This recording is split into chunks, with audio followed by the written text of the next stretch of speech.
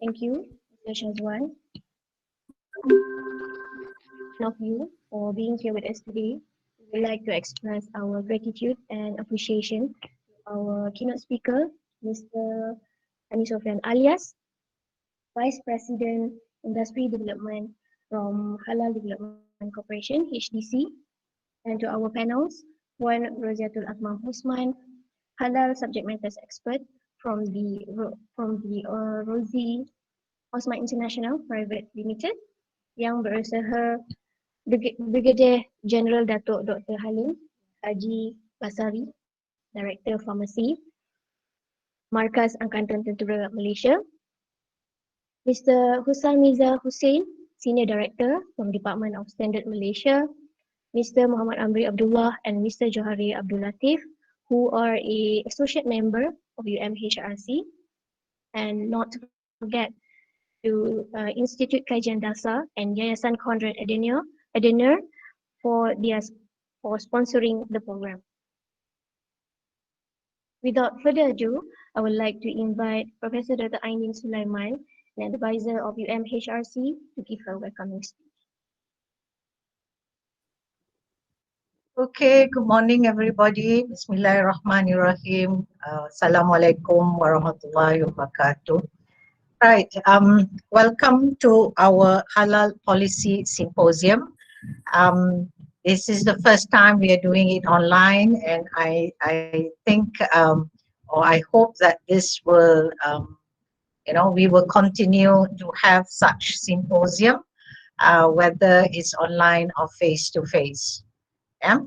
So the symposium, as the MC has mentioned, is that this is actually sponsored by Institute Kajian Dasar.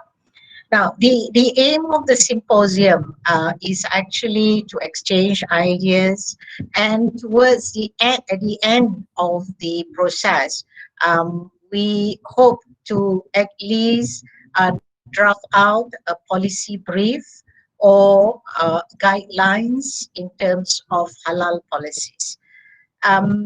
The symposium actually is organized based on the research grant which was obtained by Dr. Zalina as the lead principal investigator. So this is in a way a fact gathering or her stakeholder engagement. Therefore, you may find that not all authorities or are represented here. However, this is a start, and this is part of the research. And subsequently, we hope that there would be other stakeholder engagement meetings such as this, whereby we may invite more what you call speakers into the program.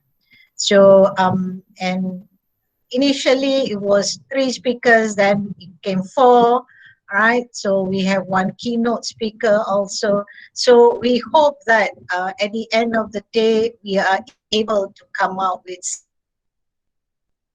which will be right. Again, UMHRC or University Malaya Halal Research Center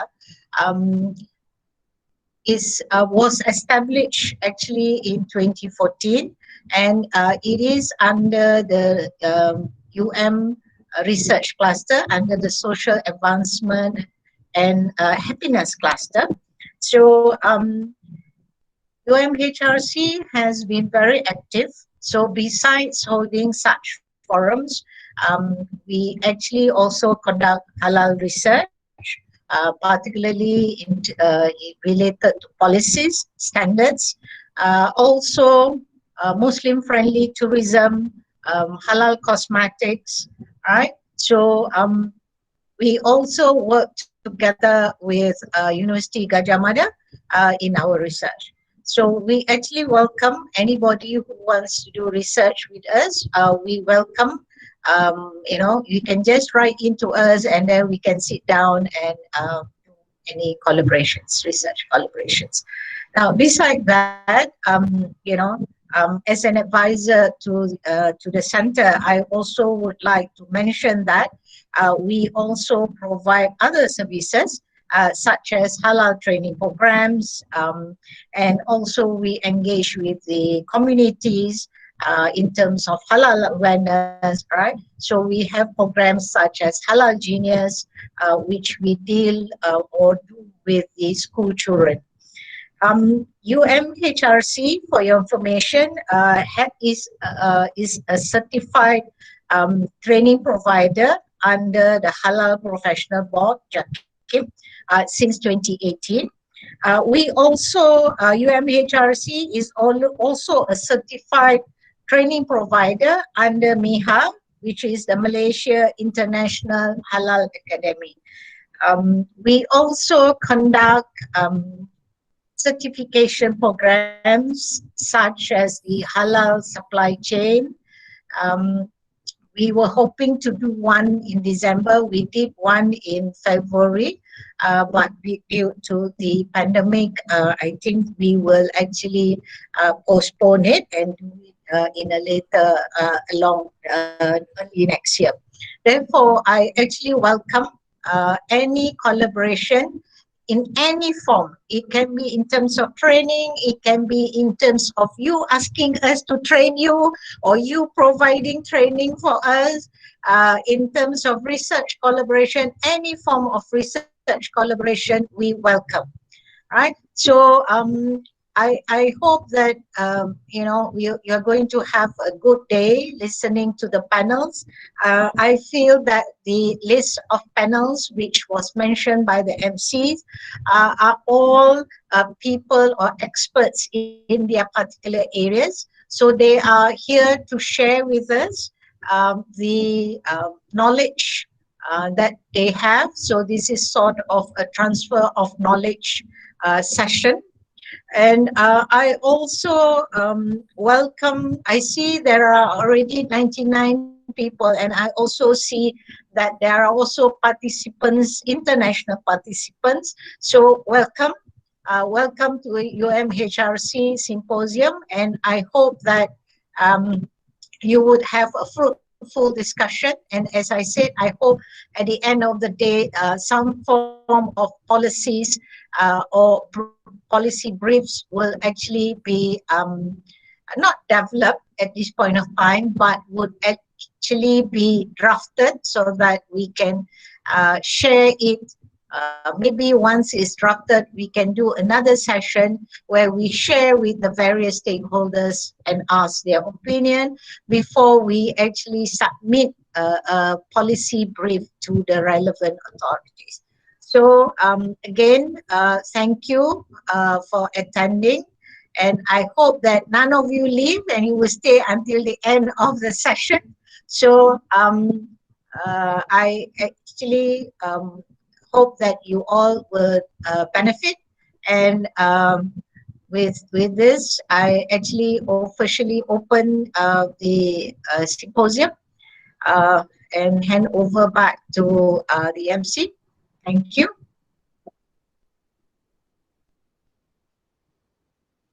Thank you, Prof, for the welcoming speech. Okay, right now, I will introduce our keynote speaker, Mr. Hani Sofian Alias, is currently the Vice President in the Industry Development Division of the Halal Industry Development Corporation, HDC, in HDC in 2008, and has since managed several portfolios within HDC, specifically in the area of SMEs, capacity building, market access, product innovation, and program development. From 2011 until 2015, he led the Halal Business Transformation (HBT) program, an iconic initiative introduced by HDC to assist the SMEs in Malaysia to build their competitiveness in the halal industry, focusing on compliance, marketing strategies, financing, and branding. HBT program was awarded the Best Outcome-Based Initiative at the Ministry of International Trade and Industry Unity in 2013.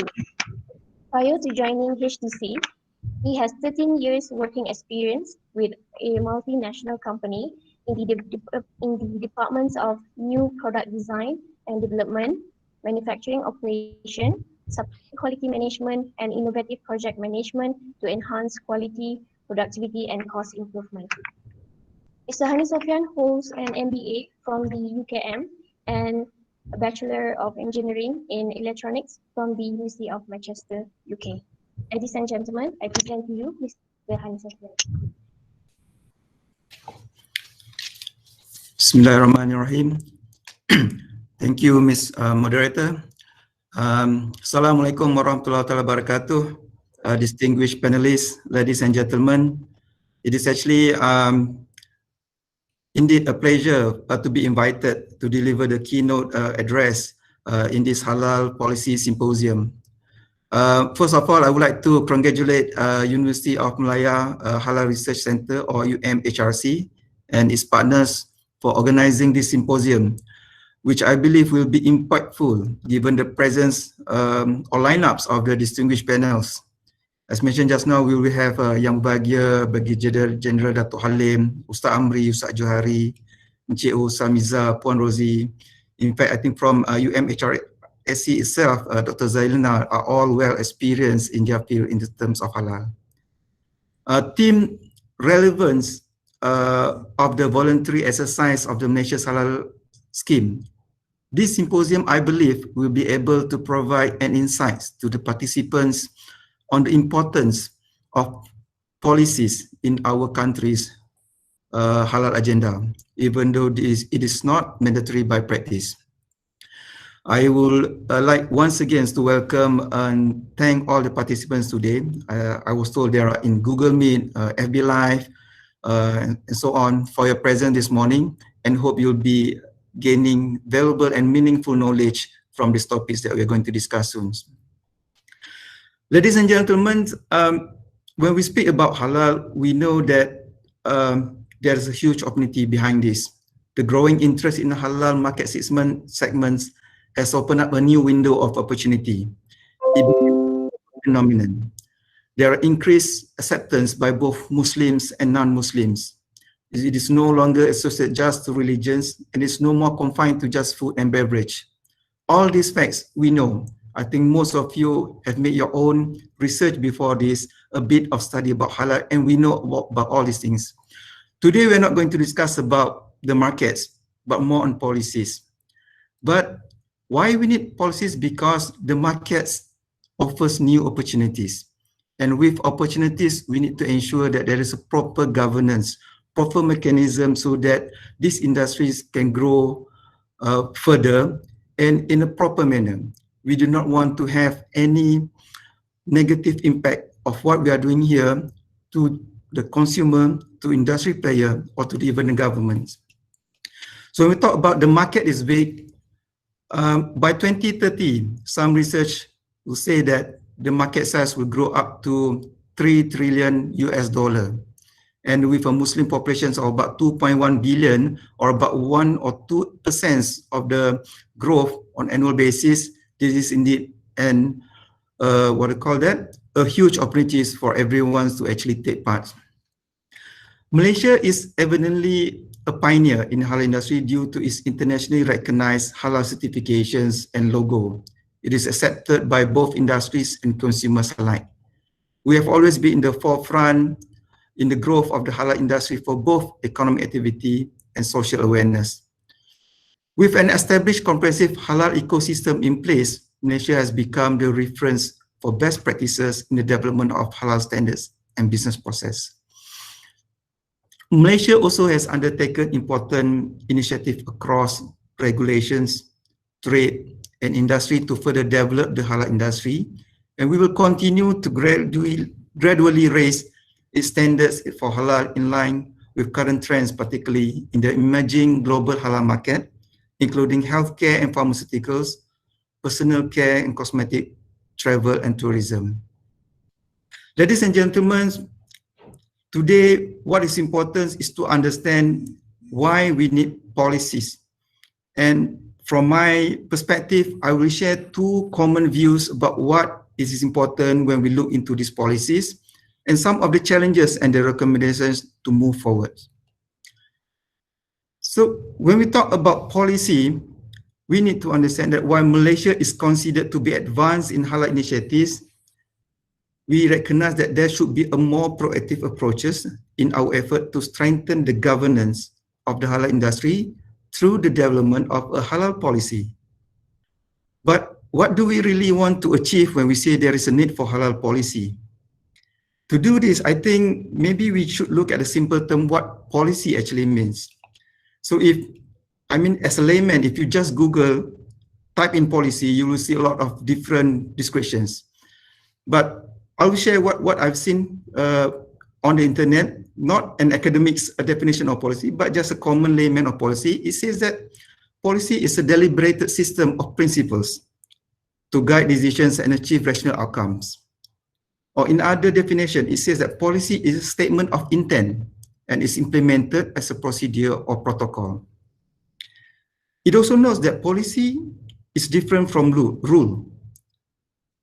One might relate policy with regulations or rules or legislations where they seem much similar, but they are actually different in perspective.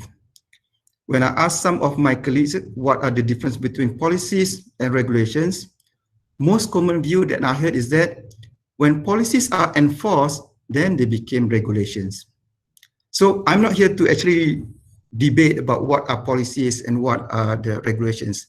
But why I raise this one, because when we are going to discuss about halal policies, you cannot run away to look at both perspectives, both the policies and the regulations.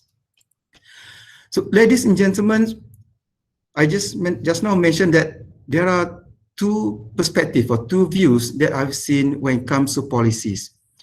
I think what is commonly looked at when we talk about policies, the first one is to see halal as an assurance systems in accordance to Islamic requirements.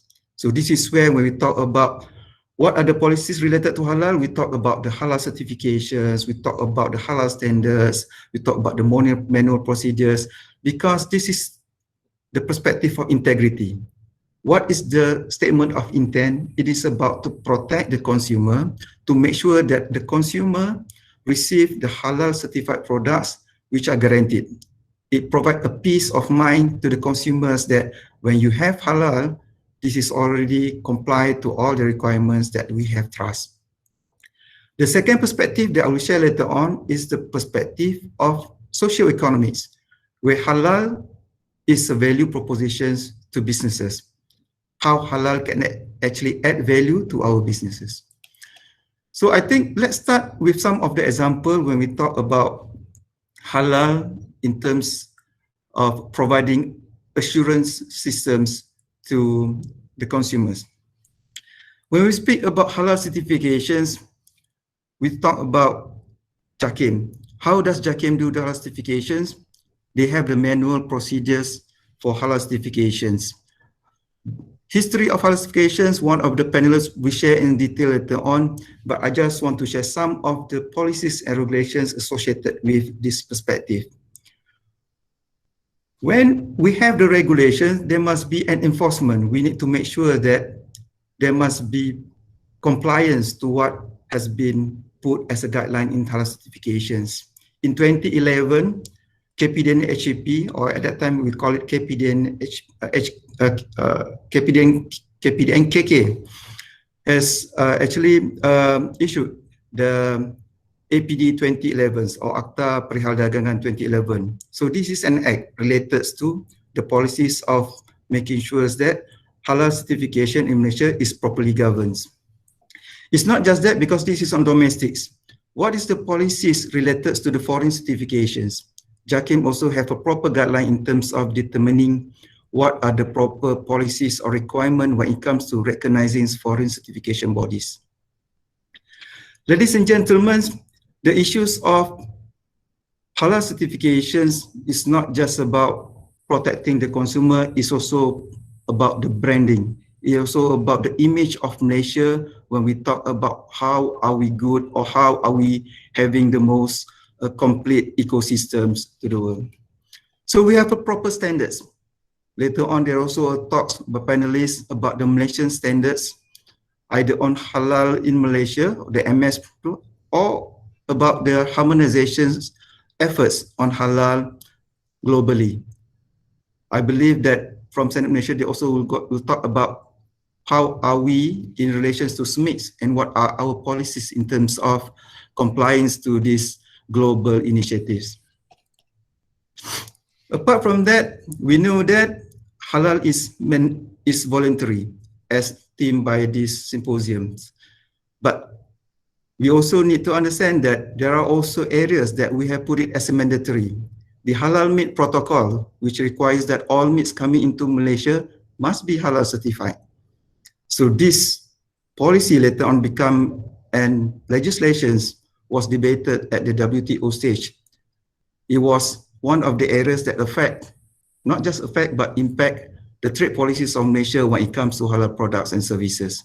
So this is one of the very important aspect in terms of policies when we look at how we want to protect the consumers. In terms of halal as a value proposition to business, we talk more about the socio-economics decisions by the government.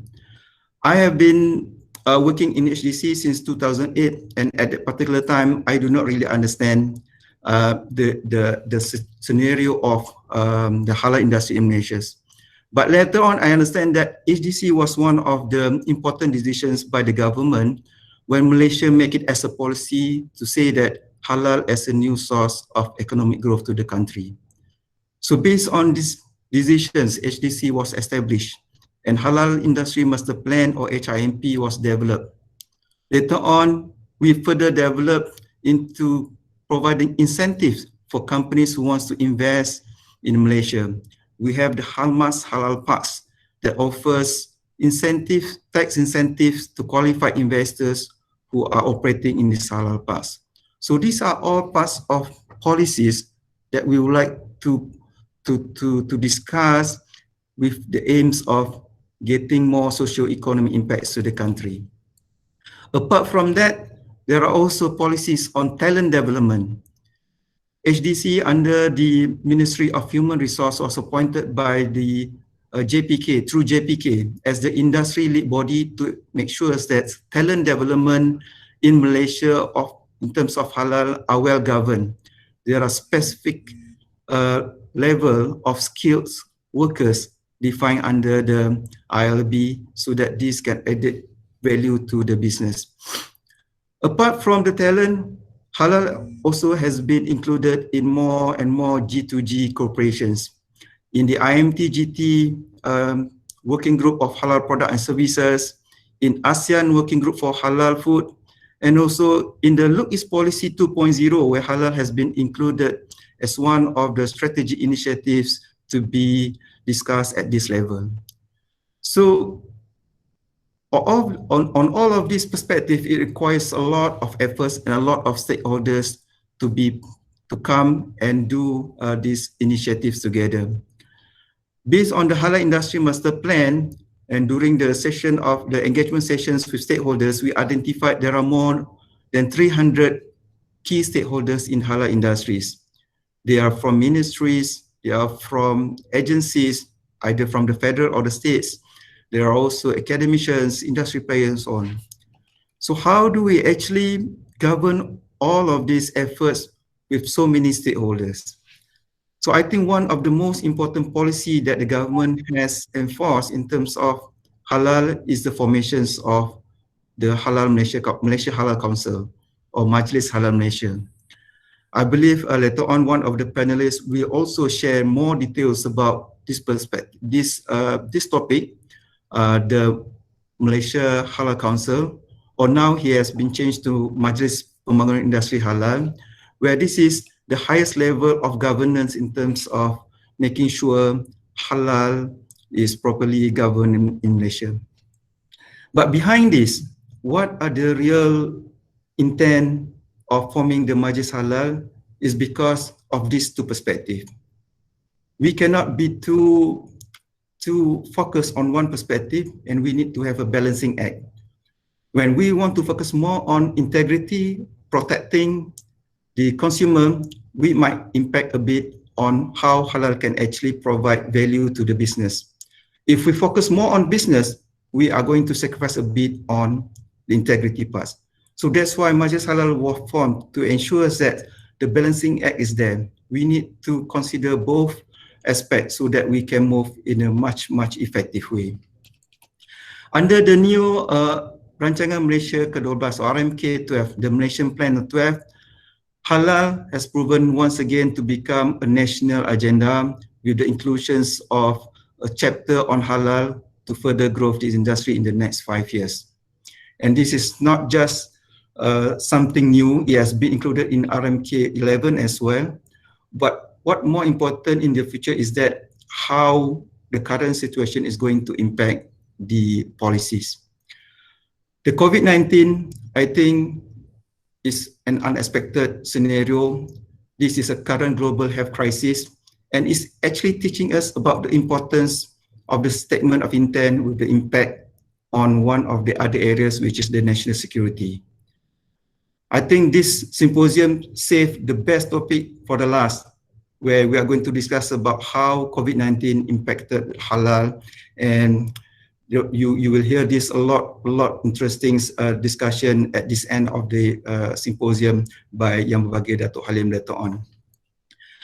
But having said all these things, there are also other positive development. Because of this scenario, we started to see there is a need to look at the other policies and legislations. For example, the P-hailing. Before this, there are not so much consumers looking for P-hailings or food deliveries. Now, with more and more P-hailings, people start to ask, how do we make sure there is a halal product being delivered?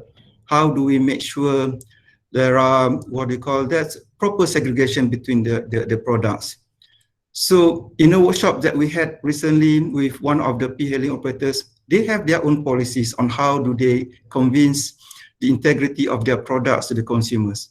So this is also policies at the company level, because at company level also they need to have a certain intent statements to move their businesses. So it's not just about P-hailing. Before this, we have multinationals such as Nestle, Dutch Lady, even Mami. They also have their own halal policies to make sure that their products are compliant to the consumer rights. So policies is not just about the government desire on how do we develop or protect the consumer. It is also conditions set by certain private sectors to make sure that they can use this to drive their business. So right now we look at it when halal is no longer being a niche industry, now it is a mainstream industry. The future is indeed promising, and more we need to have a proper policy to govern the industry development. So finally, I would like to take this opportunity to encourage the ongoing work of all the panelists today for being responsible of the halal implementation in Malaysia, with the aim to further the development of the Malaysian halal industry and foster the halal ecosystem in the region and the world. I have a very strong feeling that this symposium will be a starting point to something very important in our halal industry development agenda. Hence, I once again, on behalf of HDC, I would like to congratulate the organizer UMHRC and its partners, as well as express our sincere appreciations to all the panelists today and the online viewers today.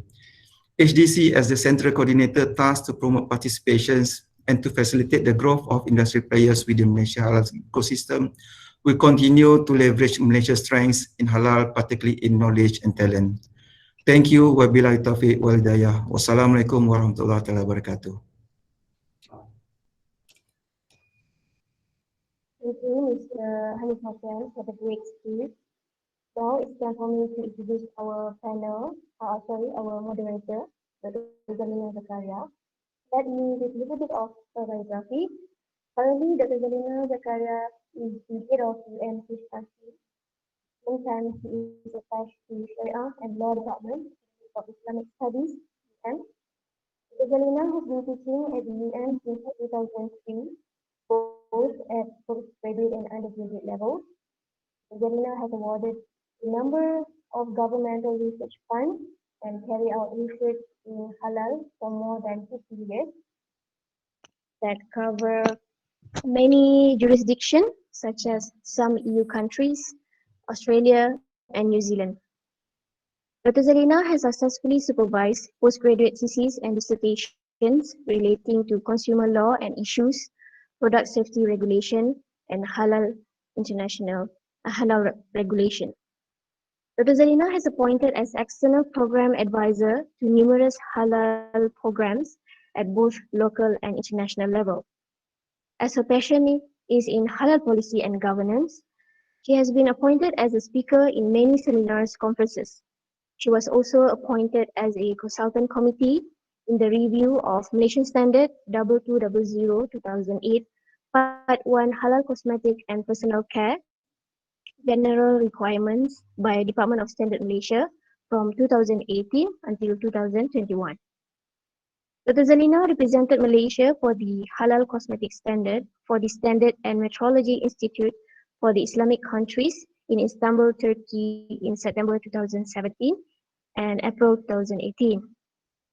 She is also an active researcher in Consumer Law Asia project sponsored by City University of Hong Kong, where she represented Malaysia in 2017.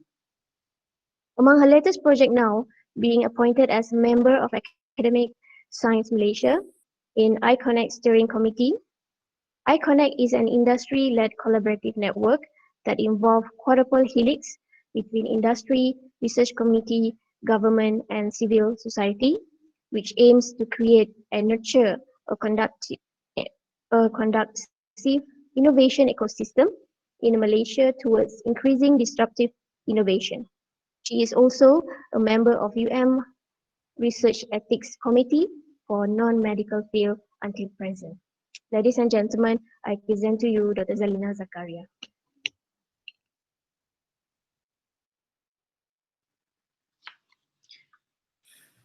Bismillahirrahmanirrahim. Thank you, Puan Atika, chairperson for today's symposium. Alhamdulillahirabbil alamin. Assalatu wassalamu ala asyrafil anbiya'i wal mursalin wa ala alihi wa sahbihi ajma'in. Professor Dr. Ainin Sulaiman, our beloved Principal Research Fellow come Advisor for University Malaya Halal Research Centre. Mr. Hani Sofyan alias from HTC, and also our respected panelists for today. Puan Roziatul Akmam Usman, Mr. Muhammad Amri Abdullah, Mr. Husal Miza Hussein, Mr. Johari Abdul Latif, and Brigadier General Datuk Dr. Abdul Halim Haji Barsari. I was so inspired by the keynote speech by Mr. Hani Sofyan. I agree. I think this is the form, and this is a very, very relevant platform that we do at the moment. We have long thought about doing this, but due to the pandemic. But Alhamdulillah, today it is materialized. We would like to thank you to Institute Kajian Dasar together with Yayasan Konrad Adinwa for being with us, for sponsoring this event together with us, as well as this is also one of the outputs for my research. That's actually research by UMHRC. That is, one is under Research Grant, and another one is under the Ministry of Higher Education grant. So today's topic, I think we have not discussed for a long time on the policy, and I've been asked. Well, to be honest today, I've been asked. There are a lot of other policymakers that we must include today. Well, be patient, because this is just an outset. This is just a starting point, and I am very sure. I'm very confident that there will be another sessions, inshallah, next year to be that we are going to have, and hopefully Yayasan Konrad and also Institute Kajian Dasar will always sponsor us to this kind of event. The topic for today is relevance of the voluntary exercise of the Malaysia's halal certification scheme. So I've been asked again, do you mean schemes as in the 9 schemes of halal certification in Malaysia that we have given the certification by JAKIM, or do you mean schemes as in the whole system of certification itself? So I would say both.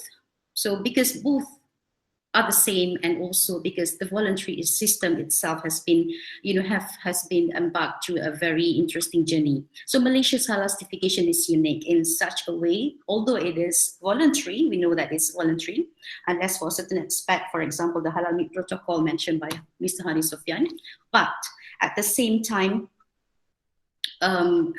we have a lot of, for example, we have a lot of the governance is also the governmental scrutiny, I would say, interference by the government from day one of halal certification in Malaysia. So we know that from giving halal verification letter by the then authority until now that we have 9 sectors. And the latest one, I think, the two schemes are the medical devices and also the halal scheme for OEM, which is very, very progressive in this term. So again, it's voluntary, but at the same time, it has been governed by a great scrutiny by the government.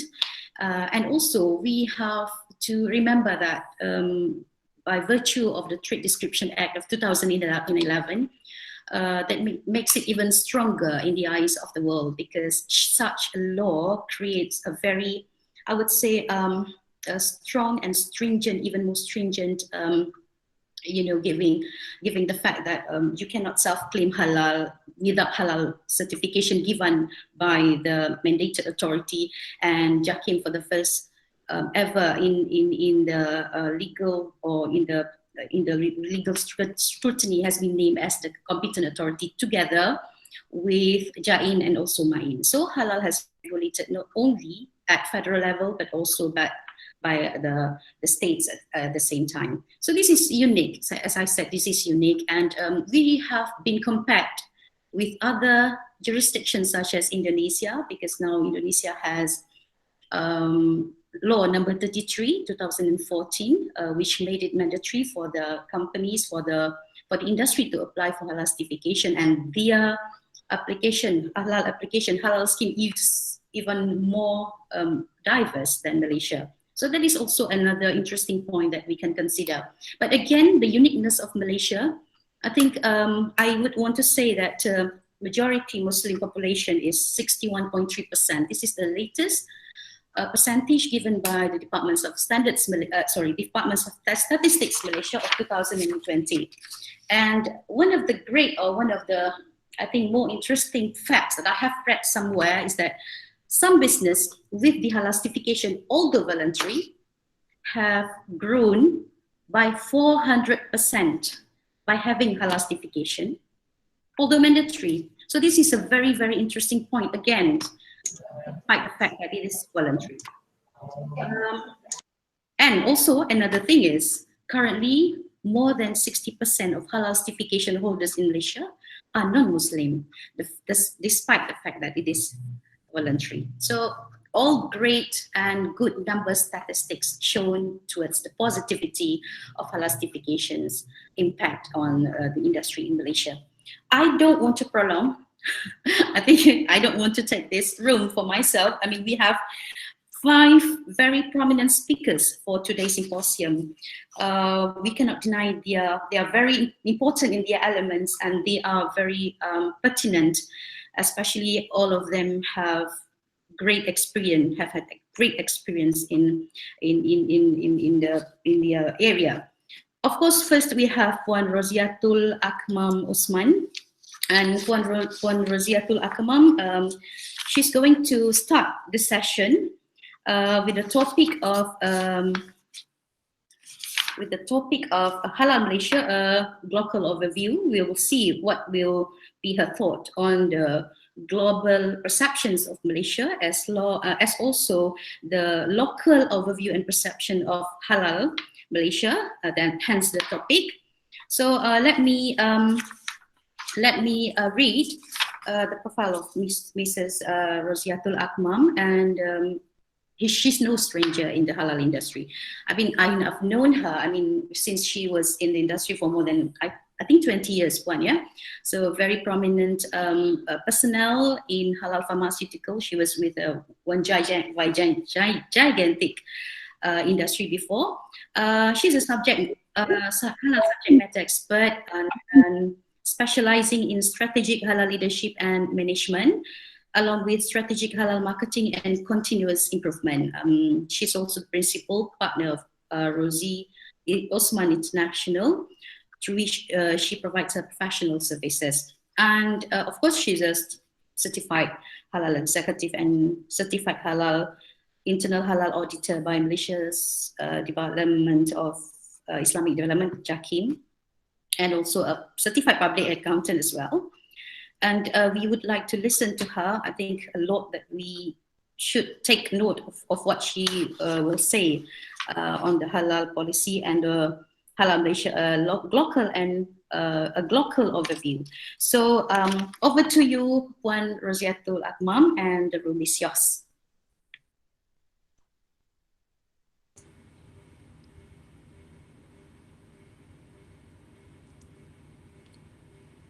Bismillahirrahmanirrahim. Thank you, Dr. Zalina. In the name of Allah, the most gracious, the most merciful, all praises be to Him. Sallallahu Alaihi Wasallam, the most beloved Prophet Muhammad Sallallahu Alaihi Wasallam, peace and blessings be to him. Thank you again, Dr. Zalina and team of UMHCR. Atika, you've been very helpful in organizing this. And the other team members also. Prof. Aini, thank you for giving full support to their team. I love to be in this happiness cluster. And I hope with this happiness feeling with us, we have more ideas turning in.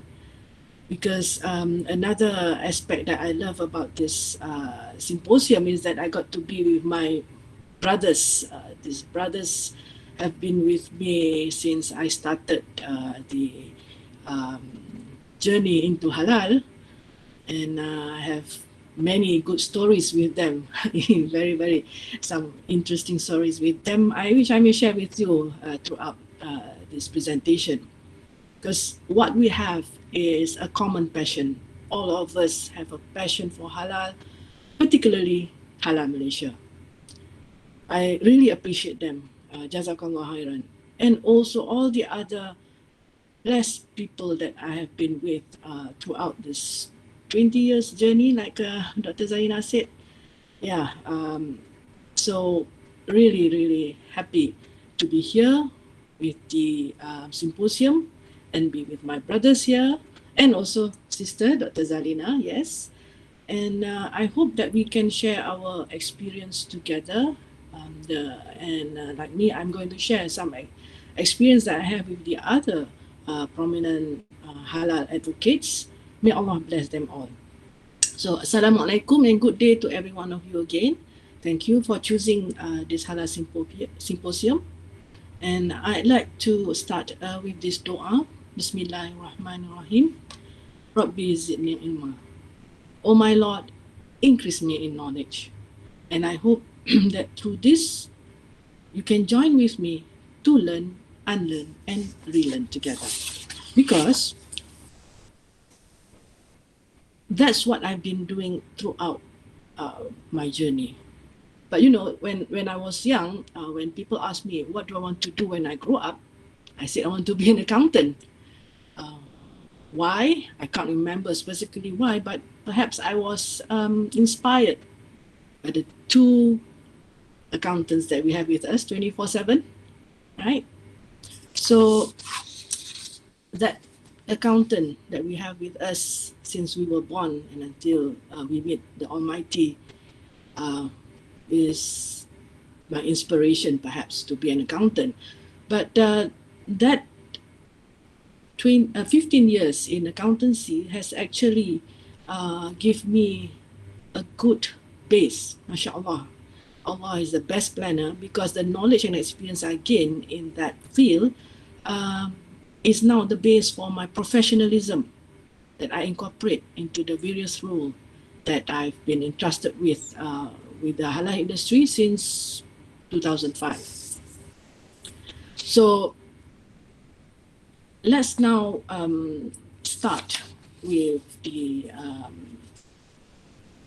presentation proper. Atika, please, next.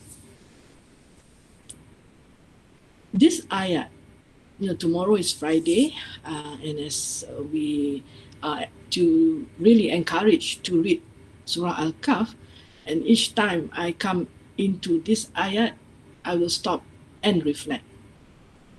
This ayat says that how can you have patience on matters which you do not have knowledge? So that's why this symposium is important, because we need to really understand the background to the halal industry before we move forward. That's why I'm starting my presentation covering with terminology. Then only I'll go into the global and local context. And then we go into what's next and discuss the relevance of the voluntary exercise of the Malaysia Halal scheme. So let's go into the terminology.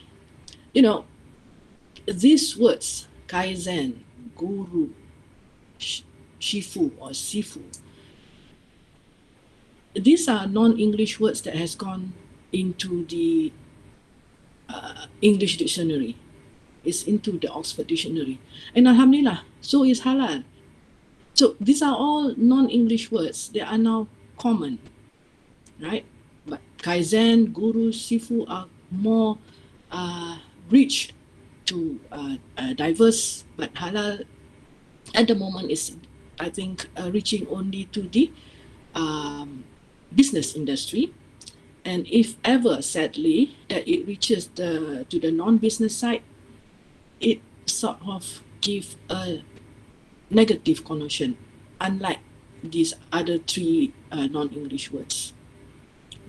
When people say kaizen, when people say guru, when people say sifu, it's always positive. But when it comes to halal, mixed feelings.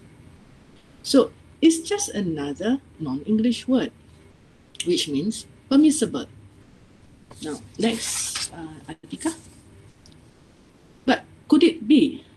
Because just like me, when I first stepped into this industry, I had overlooked the fact that Allah's decree is on halal and tayyiban, which, in my humble opinion, is a coined term. Halal and tayyib is coined. They complement each other. They are attached together. Tayyib underpins the value of safe, effective, quality and hygienic, wholesomeness. So a halal and tayyiban product is permissibly wholesome, right? So this ayat, Al-Ma'idah 88 is my other favorite ayat, because as you can see from the screen, so many interpretation that I've made. It's my humble interpretation based on the tafsir I get. But you can see on the left side, the word is consume. And as you go to any dictionary, the dictionary, you see that consume means not only eat and drink, but also buy, buying of goods and services. And Allah has decreed that you consume for sustenance. What does sustenance means? Is to make or keep you healthy. So from this, I guess that's why our Halal Malaysia expanded beyond food and beverages. Now, like what Dr. Zarina said, we have 9 schemes. 9 schemes. Right. And what was the purpose of the halal and tayyiban? It's to make us what do you call that? Appreciate and apply the maqasid syariah, fulfill the maqasid syariah of preservation of our iman, our nyawa, right? Our akal, our progeny, and even our property. Because without property, you won't be able to do zakat, right? And zakat is a compulsory, one of the 5 pillars of Islam.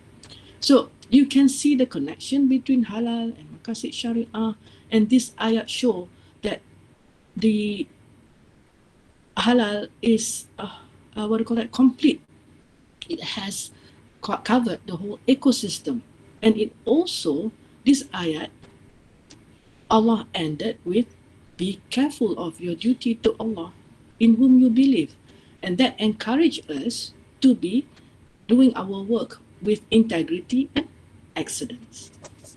So next, so another thing that I would like to bring together our mindset in this symposium is that why do we need halal certification? Because in order to ensure a product is halal, we need to look at the source, the subject first. What is the subject that we wanted to look at, whether it's halal? Then where did it come from? What's its source? And how was it processed?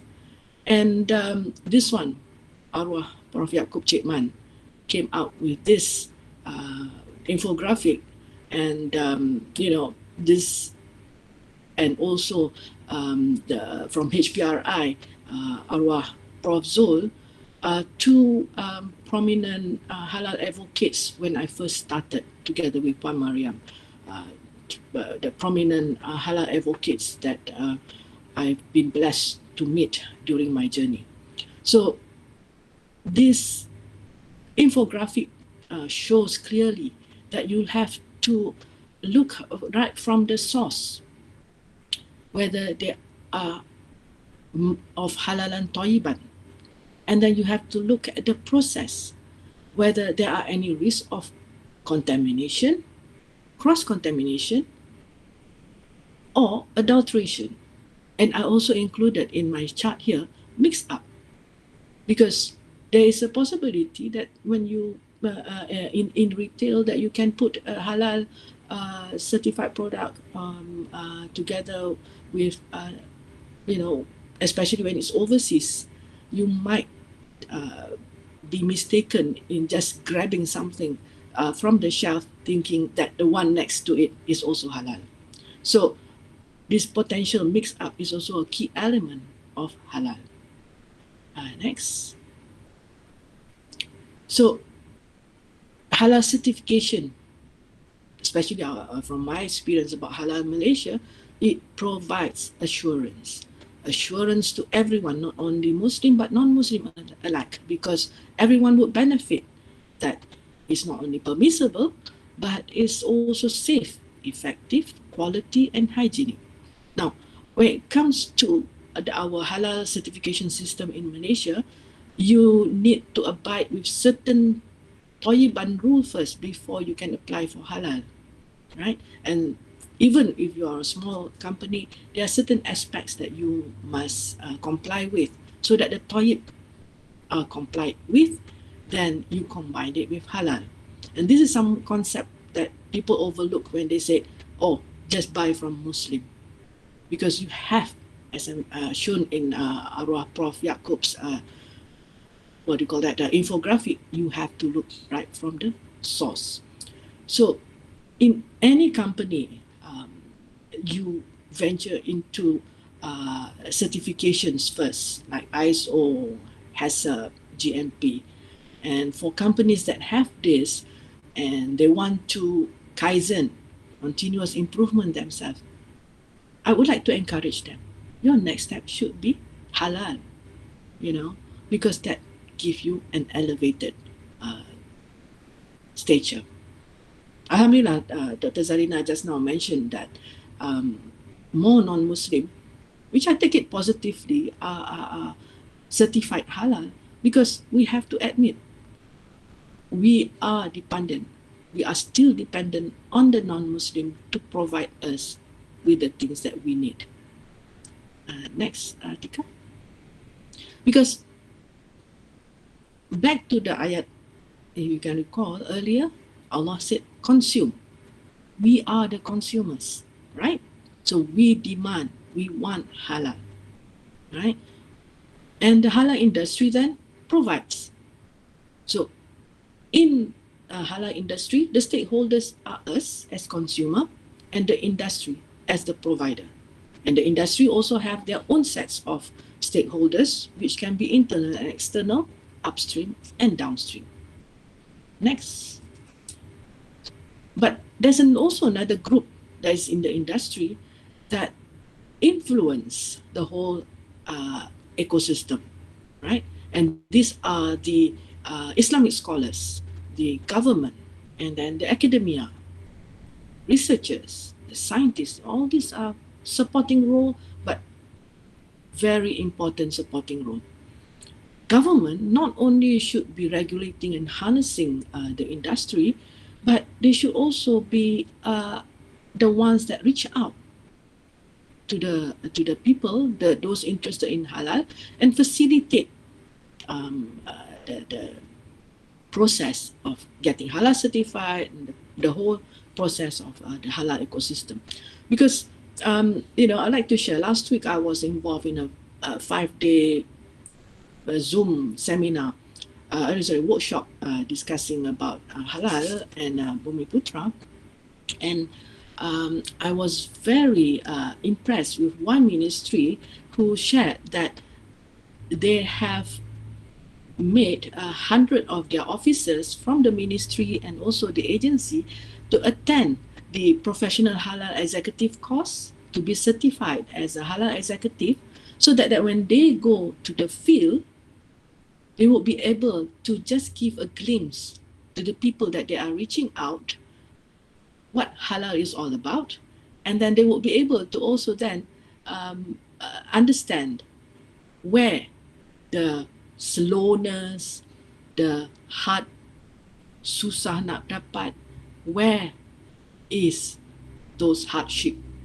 Is it at the certifying agency, or is it at the applicant themselves? So, Alhamdulillah, that ministry, I salute them. Okay, next, Atika. Right, so Tuan Haji Andi Sufyan had explained a bit about policy, but so I'm just sharing where some of the quotes are coming from. But what I like to emphasize is that policy guides actions towards achieving the desired outcome. Law can compel or prohibit behaviors, but with policy, next, Atika, you will be able to make the first step, be guided first. Then only if you don't abide, the law is enforcing it. Next, Atika. All right. So the last terminology is about ecosystem. What is ecosystem? It's a group of entities or activities which would not only affect each other, but most importantly, I would like to stress here is that they must work well together, right? Alhamdulillah, HDC has come up with the Halal Industry Master Plan, and in that they have identified Malaysia's halal ecosystem. So hopefully with this, we can converge the experts, the leadership in Sharia, science, technology and business to make halal Malaysia better. Okay, next, Atika. Okay, Alhamdulillah. That's all with the terminology, but I hope that brings us at the same level of mindset in terms of going forward of where I'm coming from in making my presentation. So now let's go to local context. Now, where do we stand in the eyes of the world? In my mind, dah ada lagu Ella dah ni. Right. So, where do we stand in the eyes of the world? Alhamdulillah, since the first Global Islamic Economic Indicator was published in the State of Global Economic Report 2014, so the database on 2013 has put Malaysia up as number 1, and we have maintained that leadership last year, 2020. So, okay, my mistake on the slide there, it should be the its global Islamic report here that I'm sharing is showing the comparison of the what do you call that the ranking rates that we had. Alhamdulillah, our numbers has increased, but so are the others, right? So that means that we could be what do you call that? Our leadership can be we can't stay what do you call that complacent with our number one for 8 years. No, we must be on our feet to keep that leadership position. Because next, Atika. Right. Because from the analysis, the reason why we still are able to maintain our leadership position is because of our strong awareness and governance, right? That actually is so strong as compared to the others that even though the others have more exports than us, because that's also the other indicator in the calculation, we manage to be still maintain our leadership. And the other, as my analysis made over the years, the other point that where we still maintain our leadership position is because of Islamic finance. That's where we are strong also. And recently, Alhamdulillah, congratulations to Jakim, SMIC, under SMIC patronage, they had been also recognized in terms of innovation, because they are impressed with our innovative solutions in terms of halal certification, be it in terms of getting the process of certification and also giving access to consumers and other industry players about halal, be it knowledge, be it the what do you call it, other co-certified company is there. All right. So next, Atika. The local perspective, we seem to be very engaged, very what do you call that, hung up on viral things. So you see a lot in local do, instead of concentrating on how halal is being adhered to, we keep on saying that Jakim are certifying people that provides non-halal meat, even certifying rain as halal. You know, it's so sad. But perhaps it's because they don't know the whole process. And just like the recent meat issue, people don't realize that there are so many agencies involved, not only Jakim. Next, Atika. That's why with all these issues, I'm sharing with you this, that in the latest MS that was revised, the 2019 version, all except for the management system quoted this in their introduction, that the halal standards are incorporating halal built-in, not tested for concept. Halal must start from the organization itself, and not wait for it to be tested whether it's halal or not. So Jakim has come up with 6 reference in terms of what halal you need, halal guidelines that you need to make sure you comply with before you can get yourself apply for halal certification. And when, as we know, we need to buy ingredients majority from overseas, they even provide the halal CB list from overseas for us to make sure that our whole supply chain integrity of halal are sustained. Next, Atika. And to show that their credibility is strengthened and can be appreciated by the people out there, they committed, and alhamdulillah, congratulations, they got themselves to be certified with ISO IEC. Halal Management Division side only that was certified with this, but it proved that their processes are well documented. Next. The latest initiative that we have. Can I give you 5 more last minute? Yes, coming soon. Inshallah. The latest initiative is upgrading the manual procedures and emphasizing further about halal built-in, with key emphasis on certified halal executive, the internal halal control system, the halal assurance system, and training awareness. So this is where I also would like that, let's encourage more knowledge of this. When the viral came out about things are not being halal, even though it's a halal certified company, please bear in mind that you have the Muslim halal executive there who has done his or her work properly, unless they don't. So where can it be slipped that such things are not halal, right? So unless it's a sabotage. Okay, next. What's next? Okay, right. Another less than 5 minutes, inshallah, I can cover this. The relevance of the voluntary exercise. We've seen the global and local context.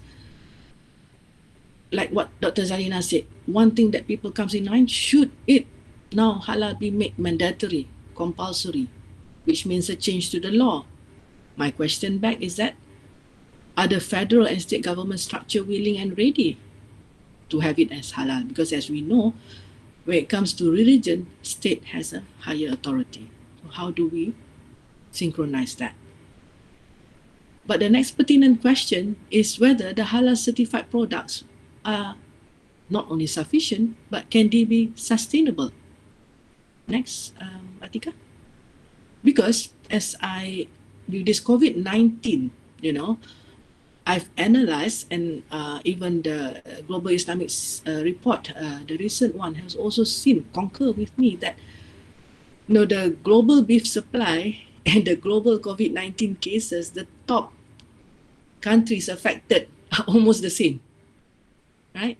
So that raised concern about sustainability, sufficiency on the upstream, right?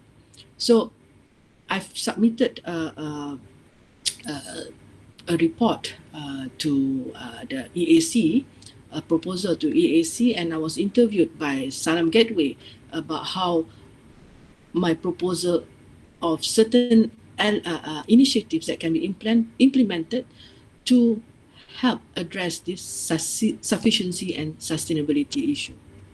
Next. Another aspect that we can look into is the cooperation between the MABIMs, right? Alhamdulillah, all within these MABIMs, the Brunei, Indonesia, Malaysia, and Singapore, the halal certification the responsibility are now by the government. Even though only Indonesia has a specific law, but the rest has some regulations and policies having to control halal.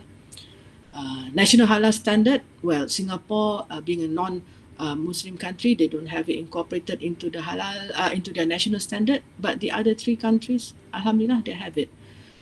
And alhamdulillah, everybody has come up with their own halal logo, but all bearing the country's name. Brunei halal, halal Indonesia, halal Malaysia, and halal Singapore.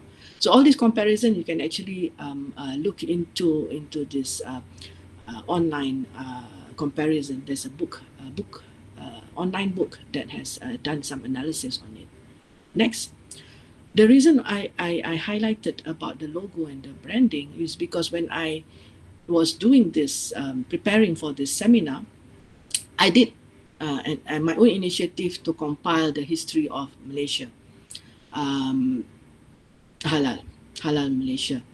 And I was thinking that it's like everywhere, and some could differ from the other. But I hope that the ones that is going to be shared by Ustad Amri and Ustad Joe can shed some light and put things into perspective. And also by Encik Miza later, consolidate and put everything in the right track. Because I would like to recommend that this history be like a CV.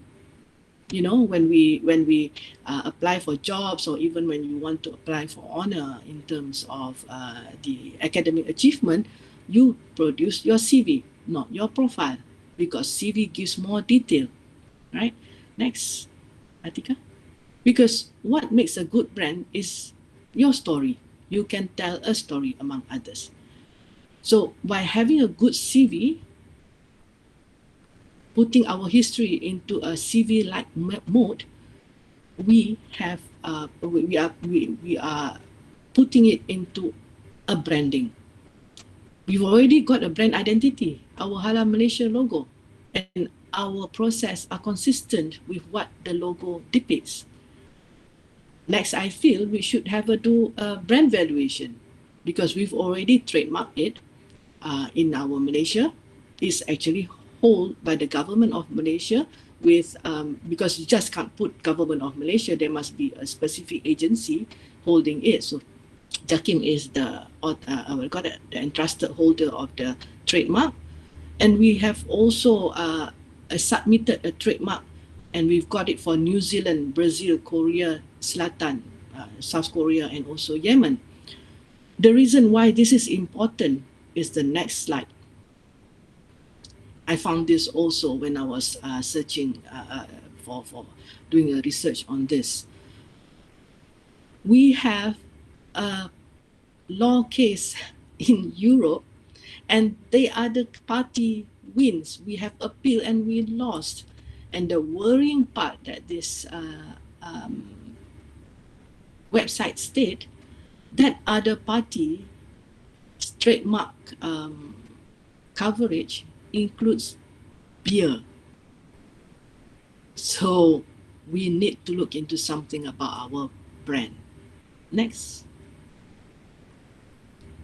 One more item that I would like us to look at is, in line with our two sponsors who look into talent pool, is to have our halal professionals in the certified manner, just like my accountancy profession. I'm glad to listen that HDC is also making this systematically. So I hope with HDC and JAKIM through the Majlis Industri Halal Malaysia can strengthen this, because it can be our new source of income, knowledge economy, and provide more leaders. Because as Dr. Halim said, a leader's job is to develop his or her subordinate to be like him or her. But what's more better if he can do it better than us as leaders, right? One more last potential initiative is promoting this informed choice, so that we can have the manufacturers respecting our not rights, better to state our obligation to consume halal. Because if you look at the left New Straits Times cutting, ensure COVID-19 halal vaccine, right? That was my contribution letter to editor. New Straits Times put that. Some people may say, wow, she's an active vaccine. But the Star captured the essence of what I wrote to the editor more appropriately, because what I'm promoting is a public-private partnership to, at the end of it, have assurance of halal for the vaccines. May not be for COVID-19 because of the pressing matter, but with the informed decision being promoted, perhaps people will be able to balance between the need to protect life and have a peace of mind of compliance with what Allah asks us to do. Next. So as a conclusion, right on the dot. As a conclusion, compliance covers what the ayat I've shared earlier. But sustainability requires another favorite ayat of mine that we should ponder upon, which is what Allah instructed Nabi Daud when he was taught how to do the iron shield. Allah said that ensure every single link in the chain that you make is perfectly calculated. So the shield protection, we take this ayat to our initiative, how our policy can be make the halal compliance stronger, make the halal economy stronger by having the chain perfectly calculated. Inshallah, Allah is with us to make our halal initiative better with integrity and excellence. It's our duty. We matter. Together, everyone will achieve more. So with that, let's go towards itqan for Allah's pleasure. To me, work is ibadah, and I hope you will take it as that too. Thank you very much for your attention. Assalamualaikum warahmatullahi wabarakatuh. Well, thank you, Puan Roziatul Akmal. Inspiring, and also kind of it goes back to the very the original, or I would say what can I say? It's the sign from Allah, having all of these halal requirements for us to do. But of course, when Rosie has touched over on integrity, on tayyib as integral part of halal, wholesomeness, very important to us, and the fact that the indicator for the GIE, Malaysia has been #1 for 8 years is also, very, very impressive. We have actually questions from Puan Nur Hariti, also a very well-known personnel in halal, but I have to leave first with the questions. I think we come back to the questions later. I would like to call all of the panels to present first. Okay, so the next speaker is Mr. Muhammad Amri. He's not a stranger to UMHRC. Because Muhammad Amri, very, I would say, celebrating. Most of us know Ustaz Muhammad Amri. He has more than 20 years in and industry development, local and global. And he has been hailed as pakar industri halal negara Jabatan Pembangunan Kemahiran JPK of 2008 until now. And okay, so we know My Halal TV1 is a very famous TV program, and he's the moderator, and he has been featured as fellow penyelidik, associate member of academic institutions in USIM, UITM, with also UMHRC2. Has been advisors for many halal programs. Lots and a lot that if I were to read. He has also his own YouTube channel, and you can, this is not to promote that, but I think everyone can listen to him when you're free, because you can go to listen to the current issues that he does. Well, many things I have in this. Please, Ustaz Amri will explain on the history and journey of Malaysia halal certification. This is very interesting because I've heard Ustaz Amri said this is the first time he's going to present. There are about policies respectively on on halal. So this presentation, this is based on this research actually, and also is so I give to you floor to screen to Ustaz Muhammad Amri. So yes, over to you, sir.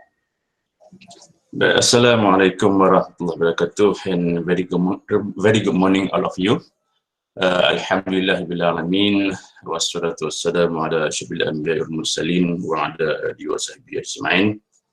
Qala Allah Ta'ala fil Qur'an Karim ba'da a'udzu billahi minasyaitonir rajim, ya ayyuhallazina amanu kulu min thayyibati ma razaqnakum washkuru lillahi in kuntum iyyahu ta'budun.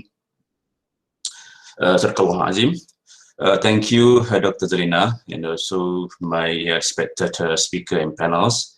Ladies and gentlemen, first of all, I would like to say thank you very much to the organizer, especially for the UMSRC and also Institute Kajian Dasar for this invitation to this webinar, Halal Policies Symposium.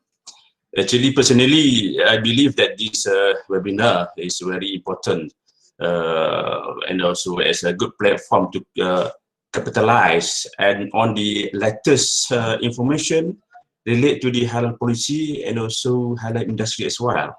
So, today I would like to present based on my research actually to share to you my experience, right? And the title, The History of and Halal Journey of the Malaysia Halal Certification. Yeah.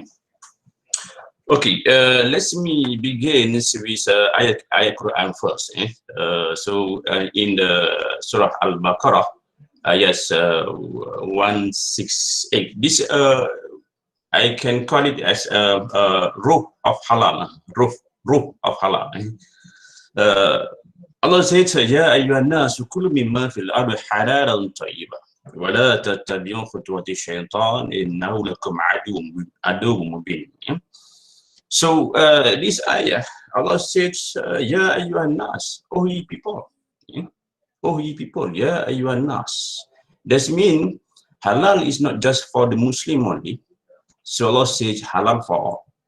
Halal for all. So that's why, in fact, in Malaysia, most 70% of a halal certificate holder given to the non-Muslim. So in my part, I can say that halal for all, as long as the industries of halal practice, they can follow the halal standard, halal halal concept, yes. Jakim or Jain can give issue halal cert. Okay, so I will present to the history of the halal in Malaysia. This as mentioned by Dr. Zalina Zakaria. I think I believe that this is the first time I present for the halal history. Orang kata people say tak kenal maka tak cinta, dan juga kita sebutkan this is asbab nuzul, bagaimana halal come out from the bumi atau juga Malaysia ni. Okay, I will present to the history starting from 1965 actually, 1965 until now 2020. So, which means this is a long journey actually. We took around 55 years with around 46 or 47 dates involving the halal policy related to the halal certification to reach the current level where our Malaysia now as a world halal benchmark. So that means 45 years. Yeah. We built halal in Malaysia. So as a government servant, so maybe 5 more years we retire. So I believe that this is one of the asbab nuzul develop and practice halal in Malaysia. Okay.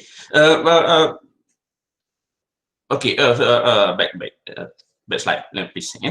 So we see the history, as I said, start from 1965 when the JAIS, Jabatan Agama Islam Selangor, in the form of the halal statement at that time, just a halal statement. Okay.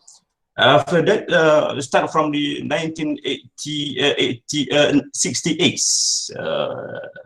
let's say the Mesyuarat Persidangan Majlis Raja-Raja, Mesyuarat Persidangan Majlis Raja-Raja agreed to establish what you call it MKI. MKI adalah Majlis Kebangsaan Hal Ehwal Agama Islam at that time. Then 1969, MKI, I call it MKI ni established. After that, 1917, 1970 ni lah, kita tengok telah di point satu sekretariat under JPM, kalau kita nak relatekan sekarang, and now as a JAKIM, JAKIM after undergoing several name change. So at the time, you just call sekretariat atau juga hanya urustia saja pada ketika itu. Dan juga kalau kita lihat 1970, 5 Februari 1970 ni, the first time kita lihat bahawa telah diberikan segi halal. MKI issue the halal statement for the food and beverage product to safeguard to the Muslim, and also the earliest company to have obtained the halal certificate adalah syarikat Lamsun Oil and Soap Manufacturing, and also kilang pengantin Yo Yap Sing Sana Berhad, and MS Yi Lee Trading Company, and MS International Food Sana Berhad. So at the time, just 4 company, the earliest company was issued this is a history when I refer to the many thesis, PhD thesis done by our JAKIM officer. And also I refer to the competent authority like JAKIM, and also what you call it, jabatan yang uruskan file lama ni. Juga saya refer that I found that this history and also was present under MKI actually. Kemudian kalau kita lihat 1974, kalau di situ bermulalah bila ditubuhkan Majlis Agama Islam Wilayah Persekutuan. First Februari 1974 ditubuhkan Majlis Agama Islam, dan juga yang uruskan Majlis Agama Islam ni adalah juga urustia di bawah disebut sebagai Jabatan Bahagian Agama, Bahagian Agama di GPM, dan juga ketika ini juga bermulanya diberikan surat pengesahan.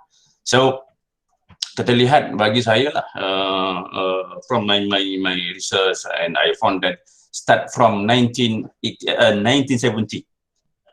bermula 1970 itulah bermulanya JAKIM yang keluarkan segi halal. 1965 JAIS yang keluarkan. So I can say that 1965 we start issue the halal statement, whatever from the JAIS ke JAKIM, but they're still in Malaysia. So this history, we should going back to the history ni. So now 55 years ya. So yang telah kita lalui, ya. Kemudian tahun 1974 juga apabila MKI memutuskan, ya, MKI putuskan bahawa oleh kerana penggunaan orang kata halal ini secara berleluasa, ya, maka MKI telah pun arahkan kepada KPDN-KK ketika itu 1974. 1974, ya, telah diarahkan kepada KPDN-KK supaya memasukkan undang-undang. Ini the first law regarding to halal ni. MKI dah fikirkan bagaimana how to control the expression of halal pada ketika itu. So dia telah arahkan KPDN KK dan juga KPDN KK telah pun berbincang dengan AG Chambers untuk nak masukkan undang-undang ni dalam Trade Dispute Act 1972. 1972. Ketika itu memang dah wujud APD 1972, tapi tidak ada tak ada pun expression juga yang refer to the halal issues, more to the halal label, dan juga dia lebih kepada perihal dagangan palsu. Dan ketika itulah bermulanya, dan 1974 juga 13 Disember 1974 MKI bersetuju supaya memasukkan perkataan halal ini dalam perbahasan halal, maka keluarlah ketika itu apa yang disebut sebagai Perintah Perihal Dagangan Perbahasaan Halal, Expression of Halal 1975. Ini yang kata polisi-polisi yang telah dibuat ketika itu, dan juga ialah bila dah ada dia punya punca kuasa polisi yang telah dibuat oleh MKI, maka diwujudkan apa yang disebut sebagai Perintah Perdagangan Perbahasan Halal 1975. Okey, itu on behalf orang kata law side lah, ya, regulation. Okey, regarding to the guideline, the first guideline, I think of the first SOP, I believe that start from the 1984, because at the time MKI was proof, we call it garis panduan makanan dan minuman barang gunaan Islam. Garis panduan makanan barang gunaan Islam, to explain to the consumer Muslim and non-Muslim what is halal and what is can do and don'ts. So to ensure that the Muslim can write the halal concept, yeah, and also can use it. Yeah. Nah, so starting 1984, tapi mungkin it's not too detail lah, just brief dan juga mungkin hanya surface saja, ya. Okey, kemudian 1985, 1985 ni apabila bahagian agama ditukar kepada bahis bahagian halal Islam, maka diteruskan fungsi mengeluarkan sejarah halal ini, dan juga starting from that the halal logo, the first halal logo became used on the 1994, 1994. Ketika itu masih lagi menggunakan logo halal yang tulis bahagian hal ehwal Islam, sebab based on the nama bahagian halal Islam, ya. And the 1st January 1997, bahis agreed to the JAKIM, Jabatan Kemajuan Islam Malaysia ini. Dan start from that 1998 barulah digunakan logo halal yang bahis ditukar kepada menggunakan Jabatan Agama Islam, Jabatan Kemajuan Agama Kemajuan Islam, ya. Dan juga ketika ini juga Jain juga menggunakan logo halal yang sama, tapi digunakan Jabatan Agama Islam Selangor, Jabatan Agama Islam Perlis, Jabatan Agama Islam Johor pada ketika itu.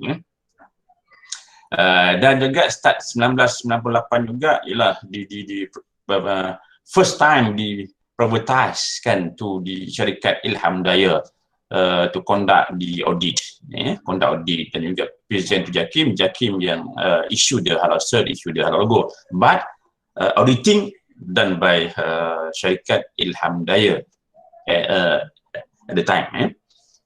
Tapi kita lihat bahawa many complain and also many effect to the economy and also the name of the Islam, diambil balik daripada syarikat Ilham Daya ni. Kemudian start kita buat betul-betul di bawah Jakim ini start 16 Januari 2003, yang kita betul-betul buat, yang adanya diwujudkan bahagian disebut sebagai bahagian kajian makanan hingga barang guna Islam, kajian bahagian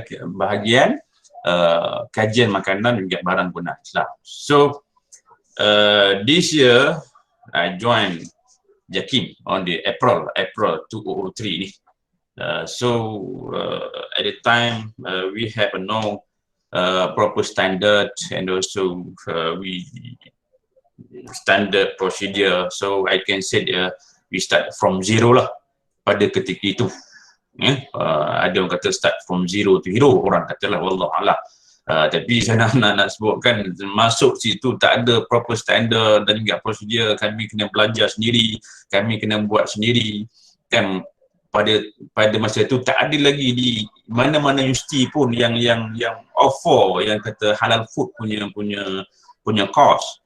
Jadi saya pun kena juga belajar sendiri, operasi sendiri, semuanya kena belajar sendirilah pada ketika itu tahun 2003 ini, ya. Dan start 7 Mei 2003 Jemaah Menteri telah pun setuju, ya. Sebab apabila kita lihat negeri-negeri pun state ni juga kita lihat ialah dia juga ada dia punya area dan juga jurisdiction di sendiri, dan juga we should agree dan juga kena setuju bahawa bidang kuasa agama ni, bidang kuasa agama ni lah ada state, ada state. So negeri juga ada dia punya jurisdiction dia untuk nak keluarkan sijil dan juga logo halal ni, bermula daripada tahun 1994 lagi dia dah buat. Dan pada 7 Mei itu barulah Jemaah Menteri melihat perlu disatukan, ya. So kita propose supaya menggunakan logo halal yang baru, yang dikeluarkan, yang disatukan itu. Tapi apabila kita tukar logo halal ini pada tahun 2003 juga, masih lagi dia menggunakan yang ada kod, ya, yang ada kod tu. Yang kedua Selangor ada kod 000 Selangor 10 lah. 10, kalau 11 Terengganu, kalau kata Kelantan, Johor 01 sebagainya, dia masih lagi menggunakan kod ini. So kita rasakan bahawa ada lagi perbezaan, ya. Maka next slide please, ya. Maka dalam hal ini 9 Oktober selagi dalam mesyuarat Menteri Besar dengan juga Ketua Menteri kali yang ke-92 agreed, setuju untuk Jakim diberi tanggungjawab untuk menyeragamkan. Ini yang kata bermulanya polisi arahan yang membenarkan Jakim ini untuk kita nak selaraskan, ya, di antara logo-logo halal ini, ya. Dan tahun 2004 masih lagi juga di arahan supaya buat Jakim sebagai agensi tunggal, maknanya hanya menamakan Jakim, tidak menamakan Jain itu. Maka ini juga timbulnya konflik jugalah di antara JAKIM dan juga pihak JAIN, ya. Dan tahun 2005, tahun 2005 ni banyak polisi yang telah buat jugalah, ya. Tahun 24 Ogos 2005 tu, kalau ke 16 Mac 2005 Jemaah Menteri bersetuju JAKIM mengubah standard halal. Ni dia disebut sebagai standard halal untuk yang ISO, dan juga dalam masa yang sama pegawai JAKIM turut menyertai penguasaan KPJN SCP sebab JAKIM ketika itu tak dilantik lagi sebagai penolong pengawal perdagangan. Tahun yang sama juga, tahun 2005 keluarkan lagi supaya diwujudkan mekanisme untuk nak selaraskan persetujuan halal ini di Malaysia, ya. Baik, 1 November 2005 MGI, bahagian kajian makanan tadi, yang pada ketika itu saya ingat saya hanya ada 20 orang saja, 20 orang daripada pengarah sampailah kepada driver kerana ini hanya ada 20 orang, dan juga enforcement pada ketika itu ada 6 orang saja, 3 orang pegawai juga 3 orang penolong pegawai. Kami ada 3 grup, dan untuk cover the whole Malaysia pada ketika itu kami kena kerja siang malam, ya. Siang pergi audit kilang bagainya, malam audit ayam, ya. Pergi rumah sembelih ayam, bulan puasa pula kena cek ayam, cek juga bapa ayam, ibu ayam, jadi semua nak kena cek. Pada ketika itu memang sukar, kami kena kenderaan sendiri, dan juga kena bergerak sendiri. Ketika itulah timbulnya jihad halal untuk ummah ni. Kena buat sendirilah, semua sendiri, ya. Sampailah diperjuangkan nak mendapatkan perjawatan 165 ketika ini bukan sesuatu perkara yang mudah. Sebab tu saya kerap memberitahu kepada pegawai baru yang ada di JAKIM halal ni, perit jerih yang kami korbankan pada tahun 2003 sampai 2005 ni bukan mudah untuk meyakinkan JPA keperluan ke arah pengawalan. Akhirnya sampai dibincangkan di parlimen, dan ketika itulah yang kata bahawa Perdana Menteri arahkan supaya ditambahkan perjawatan. Akhirnya 1 November ni lah, detiknya ramai yang masuk ke sini, termasuklah Ustaz Johari pun yang masuk ke JAKIM ketika ini, ya. Baik, kemudian tahun 2005 kita tukar logo halal. Kita tak gunakan lagi logo halal yang ada kod-kod, sebab kita nak highlightkan halal Malaysia. So tagline dia adalah halal Malaysia bermula 17 November 2005. Dan juga kita pun dalam nak selaraskan, kita lihat jemaah menteri ini sampailah kepada orang kata Akta Perdagangan 2006, 6 April 2006. Jemaah menteri juga setuju supaya APD itu memasukkan nama JAKIM, ya, dan juga usaha-usaha itu diteruskan, usaha-usaha ini diteruskan dan juga memang saya terlibatlah. Kita pergi ke negeri untuk mendapatkan persetujuan bagiannya, sampailah tahun 2006, 2007, ya, dan juga 2007 ni lah, ya. 2007 ni padanya kita juga terus pergi kepada negeri Johor, Kedah, Melaka, Perlis, Pulau Pinang, membuat kunjung hormat, menceritakan bagaimana konsep yang telah disetujui oleh Kabinet supaya menerima konsep persetujuan halal tunggal. Persetujuan halal tunggal. Maknanya JAKIM saja yang buat. Tetapi pada tahun 2008, 2 April 2008, Jemaah Menteri memutuskan supaya halal ini diuruskan oleh pihak SDC. Diteruskan oleh pihak SDC. Inilah orang kata juga satu polisi yang telah dibuat. Maka usaha-usaha yang telah dibuat sebelum ini, pindaan itu stop, di hold sementara. Maka diteruskan. Saya juga pergi bersama ke SDC dan juga Tuan Haji Hanis Sofian, bos saya juga ketika itu maknanya pernah duduk di SDC selama setahun setengah. Ya. Okay, next lagi. So tahun 8 Julai 2009 Jemaah Menteri bersetuju untuk mengembalikan move back to JAKIM halal ini. Ketika itu kami kena start from zero semula sebab dah setahun setengah tu kebanyakan dah pegawai bertukar sebagainya. Saya kena masuk balik uruskan semula dan juga disambung semula yang kata arahan supaya diberikan menggunakan sijil diminta supaya JAKIM sebagai agensi tunggal itu diteruskan. Dan juga pada tahun 2010 tu kita pergilah kepada Terengganu, Pahang, Kelantan, Johor sebagainya, dan juga hasilnya mereka tak setuju, mereka tidak setuju JAKIM sebagai agensi tunggal. Mereka tidak setuju dengan keputusan sebagai JAKIM sebagai agensi tunggal. Mereka setuju supaya pensijilan bersama. Lepas pada itulah kita lihat adanya keperluan kita cuba ubah balik, maknanya konsep penjelasan pensijilan bersama, maknanya gunakan logo halal yang sama, sijil halal yang sama, sistem yang sama. Baik.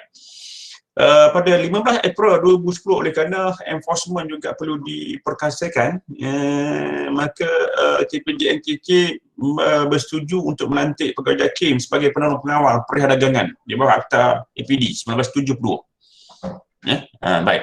Kemudian kita lihat bila dah setuju untuk nak seragamkan, termasuk juga lah mesyuarat majlis raja-raja juga bersetuju, dan juga kita bentan juga ini soal kata kita nak membuat pindaan kepada APD itu telah diluluskan di Parlimen pada 11 Julai 2011 diluluskan, dan juga 1 Januari kita enforce APD 2011 ini, Dan pada 30 Oktober, Kabinet juga diwujudkan satu jawatankuasa untuk pembangunan industri halal sebagaimana yang disebutkan oleh Tuan Haji Hani Sofian tadi.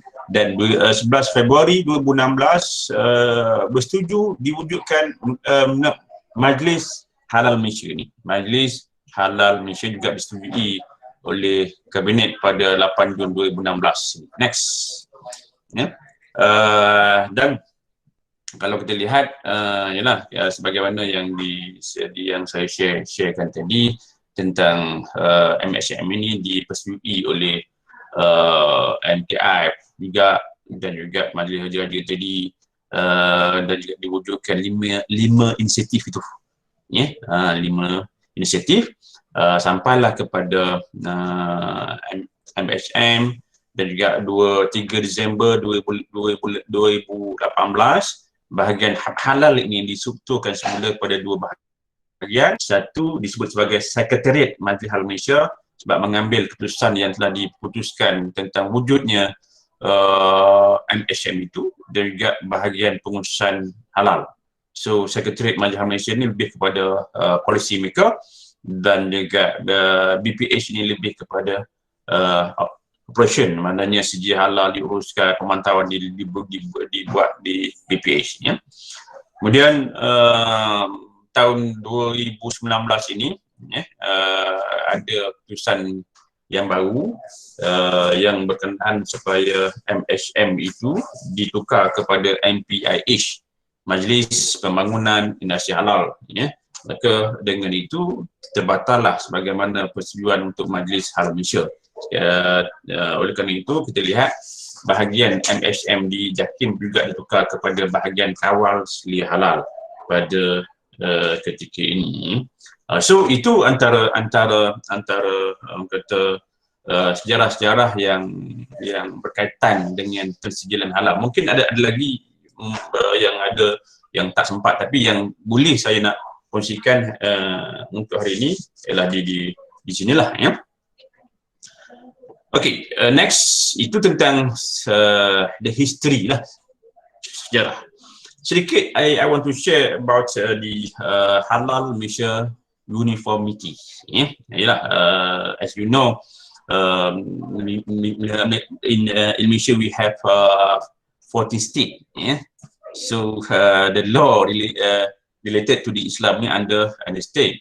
So untuk nak selaraskan balik itu bukan sesuatu yang mudah. Yeah. Dan juga akhirnya dengan persetujuan negeri. Okay. 1 minit je lagi. 1 minit lagi, baik ya. Okay, next.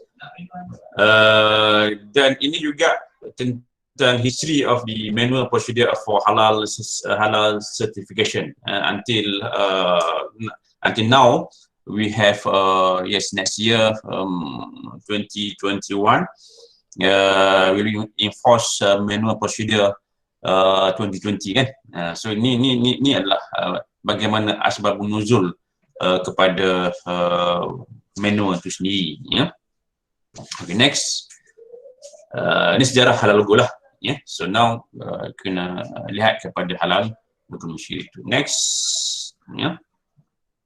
Okay. Ini adalah orang kata sejarah lah for me, sejarah ya, apabila APD ini diwujudkan. Is a big change in the history of the halal in Malaysia. Apabila APD 2011 ni was gazetted dan juga named Jakim and Majlis Agama Islam Negeri Main in the law as a competent authority.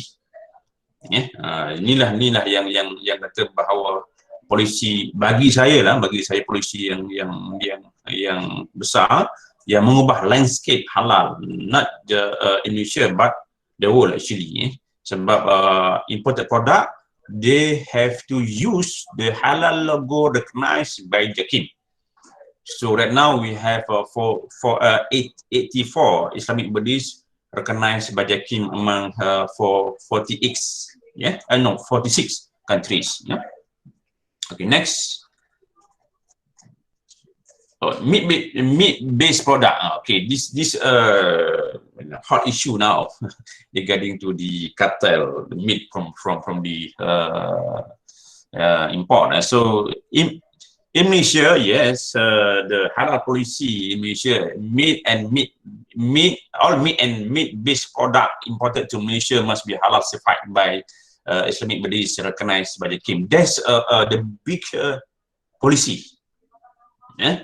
And also JPV and also Jakim will go there to inspect if approved. So listing by DVS website. Yeah. Next, yes, this is the challenging issue lah. So I leave it this issue to the audience on other speakers to discuss detail about this. If you agree is still voluntary or mandatory. Ini I leave it to the audience to maybe give to us the reason and also orang kata boleh ubah ke, itu kita akan bincang detail. Tapi still voluntary or not? Are you agree or not? Kalau agree, what? Mandatory, what? So kita akan bincang kemudian lah. Okay, next. Okay, I think that's all for me. Yeah, history and experience is just not only for the nostalgia lah kan. Bukan hanya kita nak bernostalgia, tapi dengan history itu come out the more excellent to develop the best practice halal in Malaysia. So I give back to the Dr. Zalina. Thank you. Thanks a lot. Thank you, Ustaz Muhammad Amri. Very long history we have had. I didn't know about this 1965 because I didn't know about 1970s. It started from the readings that I have done. Yeah, the Trade Description Act 2011 has changed the landscape of halal in Malaysia, and perintah under the Trade Description Act certainly has given, I would say, a significant impact on the halal monitoring and and enforcement in this country. So, Yeah. inshallah, next time, inshallah, the next symposium will be listening to KPP as the okay of the Trade Description Act, and also Jahim, inshallah, next time around we will do Inshallah, inshallah. to explain on that. So thank you, Ustaz Amri. Welcome. We have two questions actually, very interesting questions. But again, I said we have to leave the questions first. We come back later for Nawariti. We come to the third speaker for today, that is Mr. Hussein. On the topic of halal standardization activities, is a very prominent personnel in departments of Standard Malaysia. So let me briefly read his profile. Mr. Hussam Miza is an engineer by profession, and he possesses a degree in chemical engineering. And he's now the Senior Director of Standardization, and he's in charge of managing the Department of National Standards Body. Prior to this assignment, a lot of assignments has been given: top management post, director of strategic planning.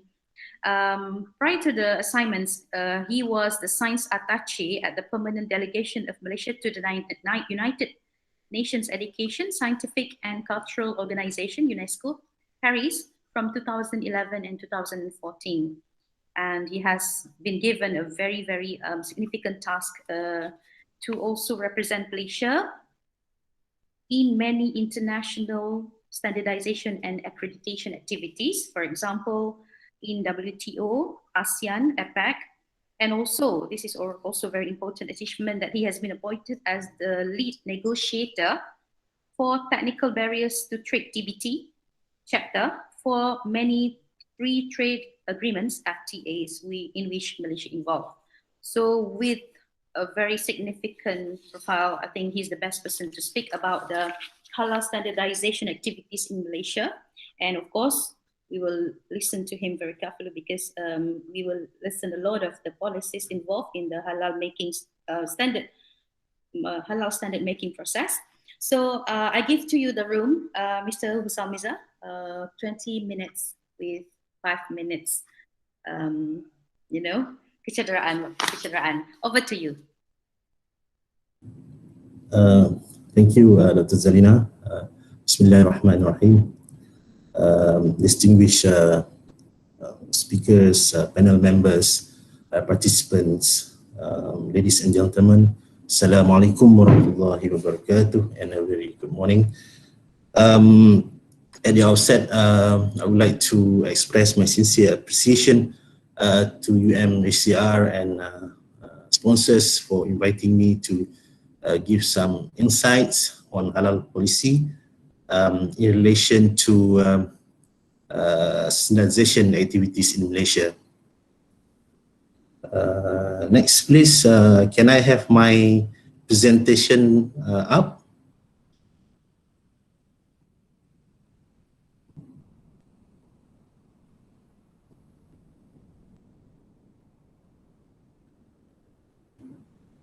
I can't see from my screen. I appreciate if the Secretariat could share my presentation. Encik Miza, I already shared the presentation. Or maybe from my screen as a speaker, I can't see. But anyway, I just proceed. I hope every participant can see my presentation. Can you? No. No. Okay. Okay, now. Yes. Can it be made as a slideshow, Puan Atika? Okay. Let me start with sharing the the fundamental principle of the what we call national quality infrastructure. Basically, this is a study commissioned by the World Bank in 2007. Is it's suggested that in order for a country to move forward, to further develop, we have to have a robust quality infrastructure. There are three pillars. Number one is national standards body, and number two is national accreditation body, and number three is the National Metrology Institute. These three pillars basically interlink and interrelated, whereby when we talk about standards, it specifies requirements. For example, the length, maybe a product have to have 5 millimeters length. So how you determine this, the product is 5 millimeter? So you have to test it. You have to certify it by certification body or the testing laboratories. So in order for testing laboratories and the certification bodies to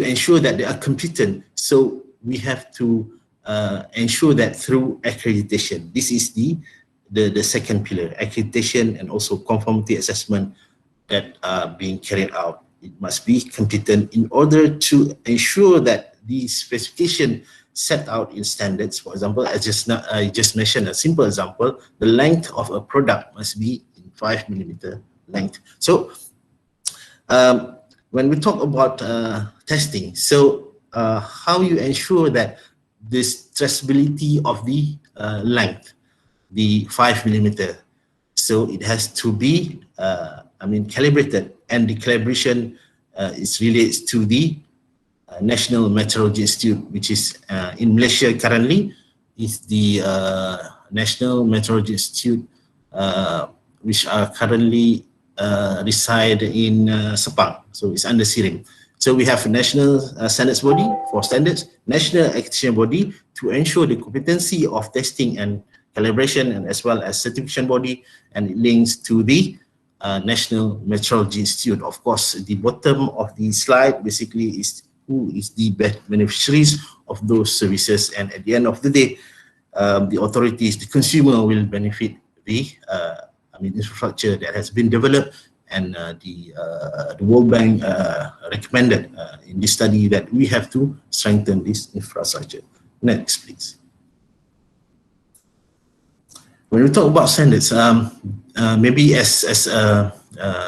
general public, we know there are international standards, regional standards, national standards. So if you look at the triangle or the topmost of the pyramid, so we have international standards, and we have regional standards, second layer, and the third layer is national standards. So I give example, British standards, BS, MS, national standards, and Puan Rosie shared just now, Brunei, and they call it PBD, Piawai Brunei Darussalam, Indonesia, SNI, Standard Nasional Indonesia, so and so on and so forth, Thailand, Thai Industrial Standards. In the Philippines, they call it PNS, Philippine National Standards. So this is the abbreviation of the national standards at this level. So we have also company and also association levels of standards.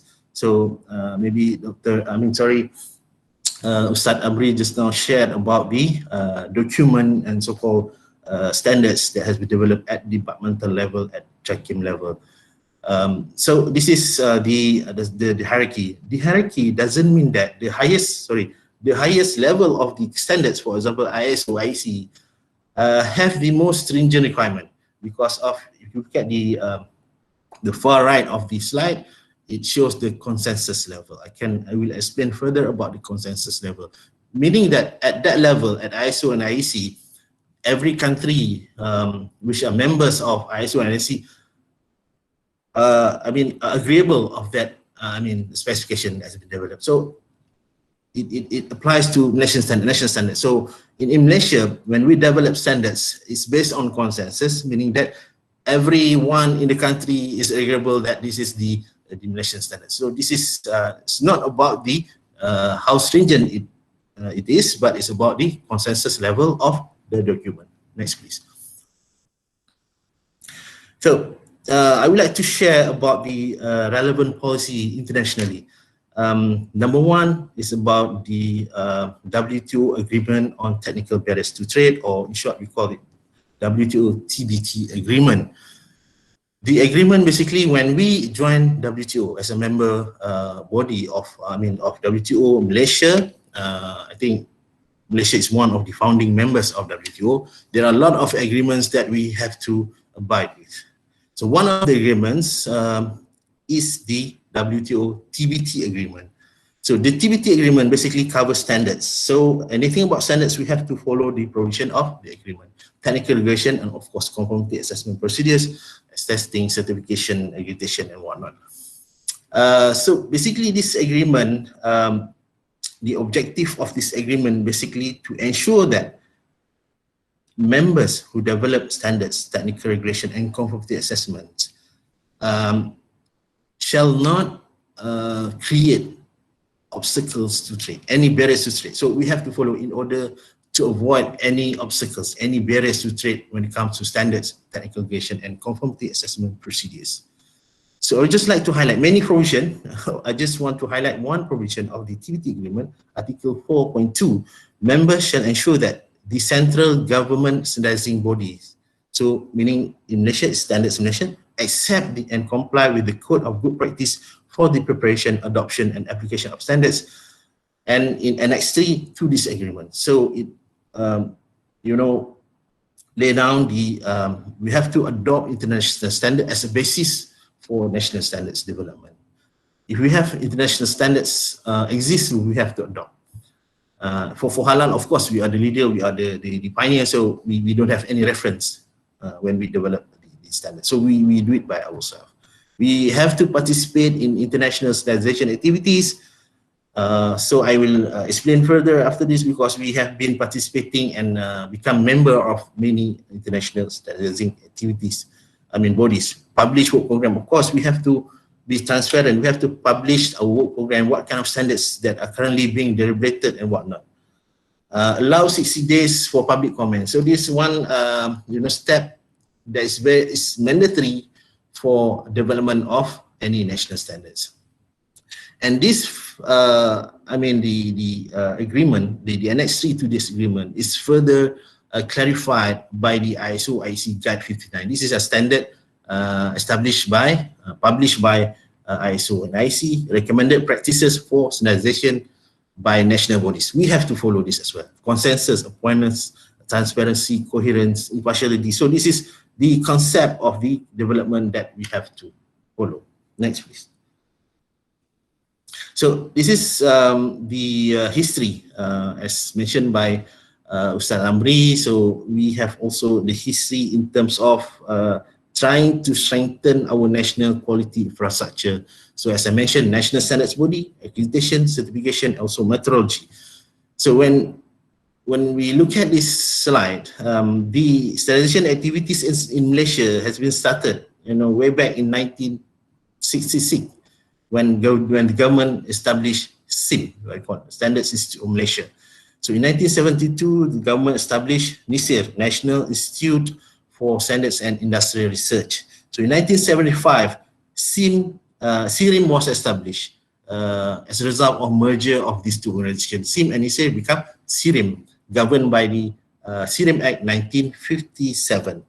Since then, so SIRIM has been entrusted to carry out the standardization, accreditation, and certification activities in one organization.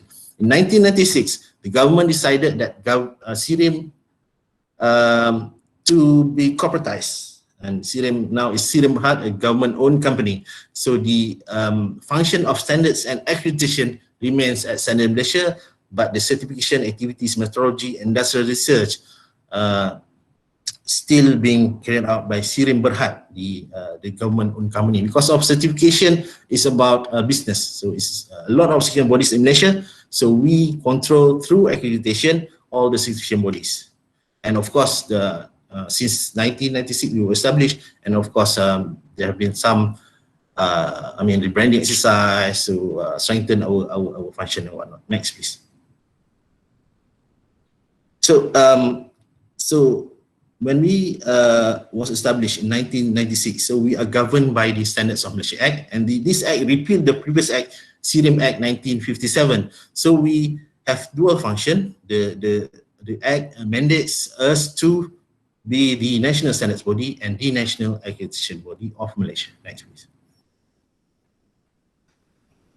Okay, this is also under the Act, derived from the national policy that has been mentioned just now. So standards means a document established by consensus. So again, it relates to the policy and the best practices being adopted at international level, approved by a recognized body that provides for common and repeated use, rules, guidelines, characteristics for activities or their result aimed at the achievement of the optimum degree of order in a given context, which compliance is not mandatory. So this is the point that I would like to highlight. The compliance is not mandatory. So Malaysian standards is a voluntary document.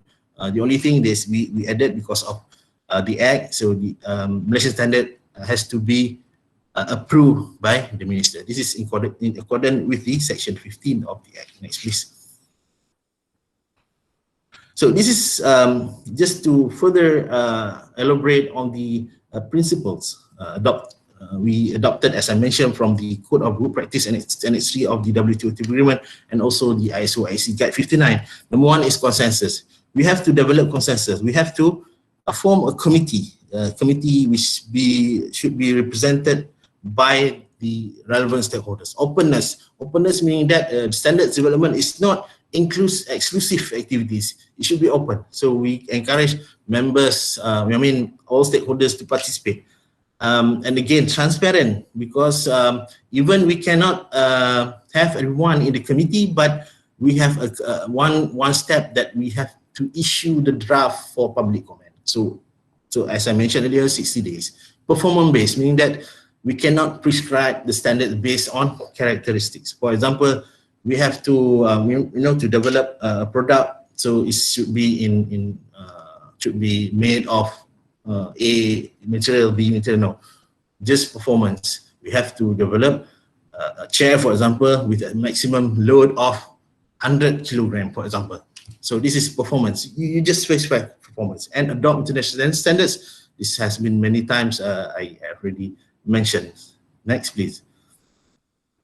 So when we talk about adopt international standard, we have to be part of that organization. So we have been a member of ISO since 1969, as I mentioned earlier, through SIM, and now it's cascaded down and inherit from SIM until now. We are member of ISO and IEC 1991 for electrotechnical, and not recently in 2014, the government, through the cabinet, approved that our participation as a member body of SMIC in 2015. Next, please. Next. Just a little bit of background. Previous slide, please. Previous slide. Okay, just a little bit of background of SMIC. So SMIC actually a sub-organ under the Organization of Islamic Countries, OIC, established in 2010. So as I mentioned, we joined 2015. So during 2010 to 2014, so we have engaged the relevant authorities that we need to be part of SMIC, because in order to influence the development of SMIC standard, we have to be part of them. It's an intergovernmental selection body, meaning that all members of body in OIC country is a government entity, like a standards measure. So it's not a selection body. It's SMIC headquarters in Istanbul. At the earlier part of this symposium, Dr. Zalina mentioned she's part of the technical committee. So a lot of technical committees has been established under SMIC, 17 technical committees. But not all we are member, but we choose that are relevant to Malaysia, especially in halal. The objective, of course, we want to harmonize standards. So we talk a lot about harmonization. So SMIC is the platform, is the body that we can harmonize our halal standards. And of course, we have to eliminate technical barriers, as mentioned earlier, and then achieving uniformity in other sectors. Next, please. So this is the technical committee that has been established by SMIC. So you can see there are P member, O member, participating member, observing member, or O member, observer. So we pick and choose which are the most relevant to us, Malaysia. So you can see, I think Dr. Zalina is being part of next, please. Cosmetic TC2, I think. TC2, right? So we appreciate very much your contribution, Doctor. Okay, just for your information, the list of committee. Next, please. Next.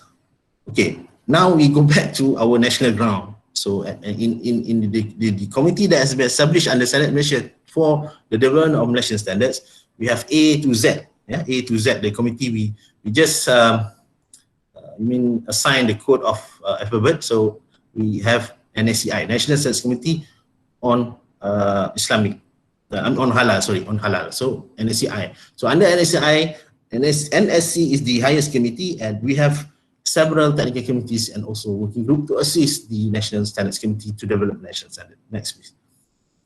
So this is the development process. I just want to briefly inform you that the NSC is very important, because NSC is the committee that approves any proposal to develop national standards.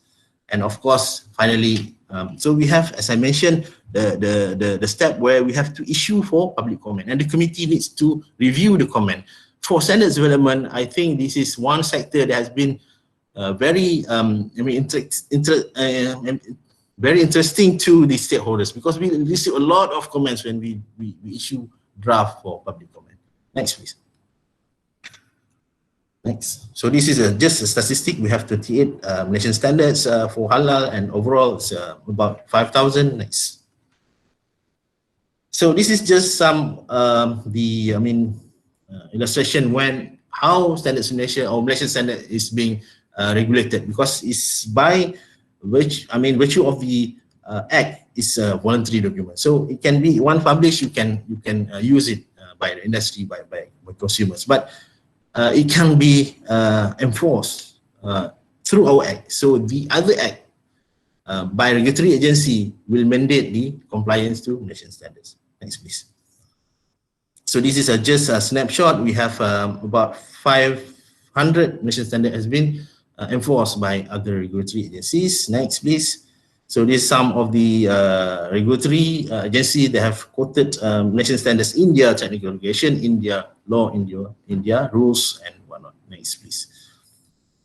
So just some information on Malaysian standards related to halal. So for example, a lot of us are very familiar with MS 1500.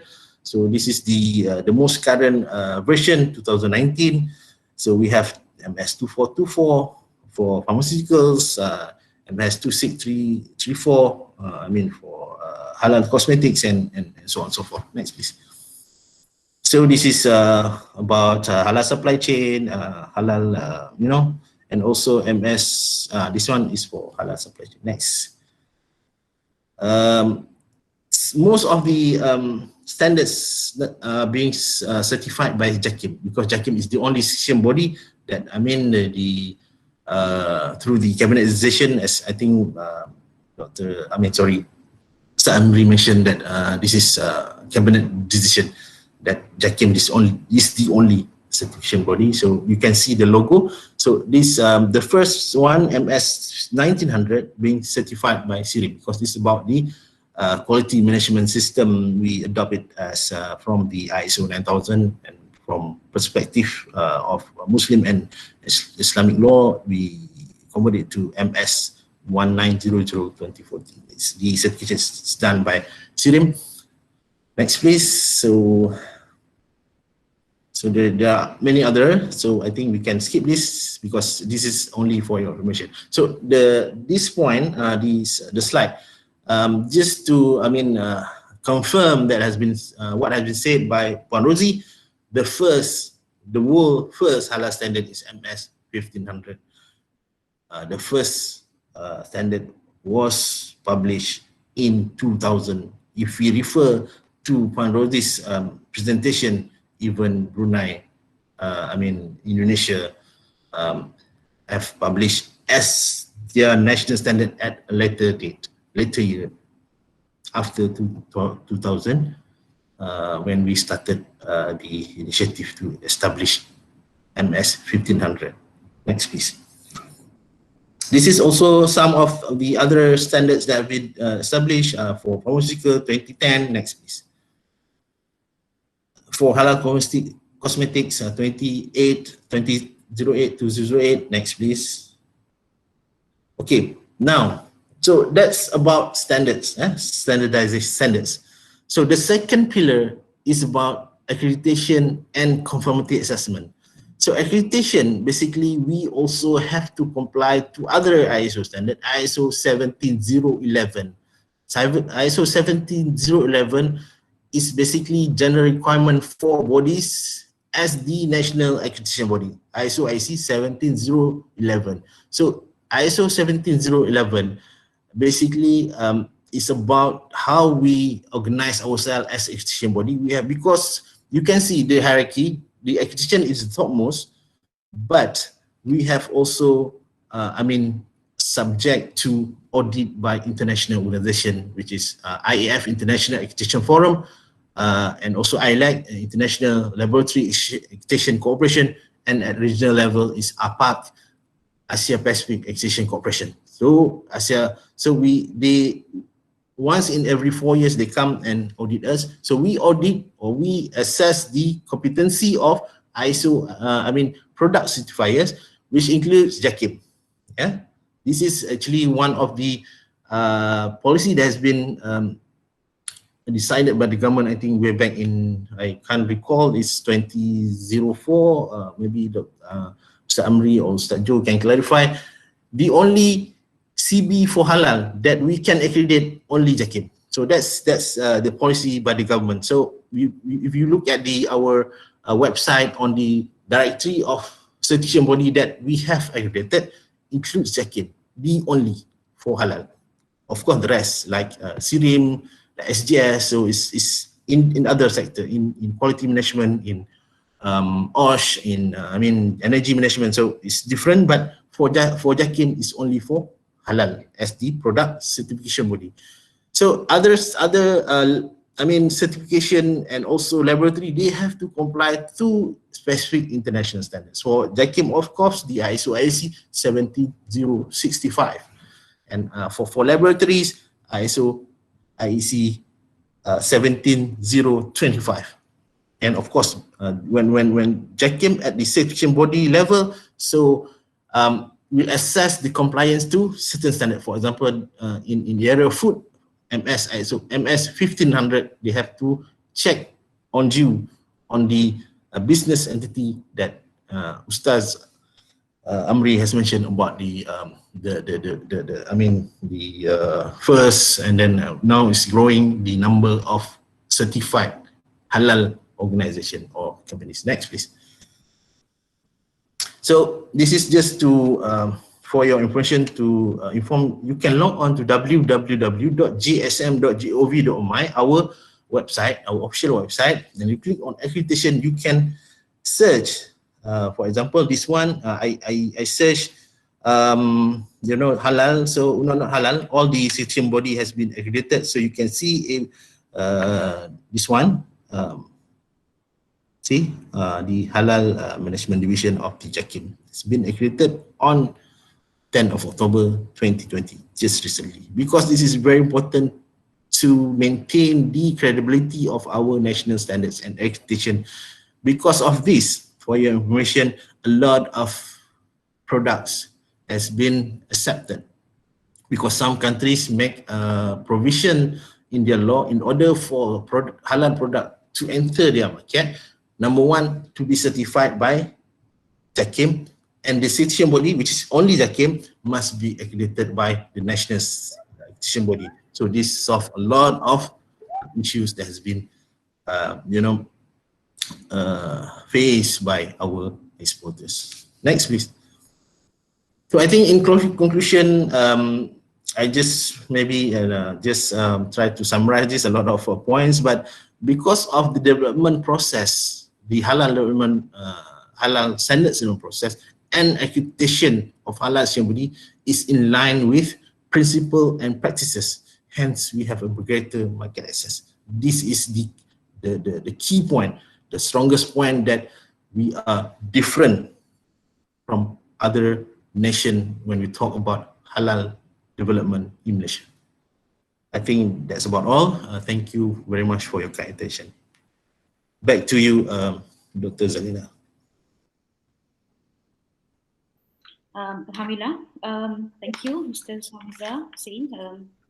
Mr. Salmiza has clarified the role of Jabatan Standard Malaysia, and also some people have been confused with the role of SRIM before, but he's has clarified that, and we know that it is the only standard organization agency now in Malaysia that develops standards, and including halal standards that we have now. So I think we have more than 20 halal standards now, Mr. Salmiza, right? On halal? More than 20. More than 20, Doctor. Yes. Because some of the standards are not only about certification, but there are also like a glossary of terminology, so we have standards on that as well. Thank you, and also including the English and Malay yes. version, yes.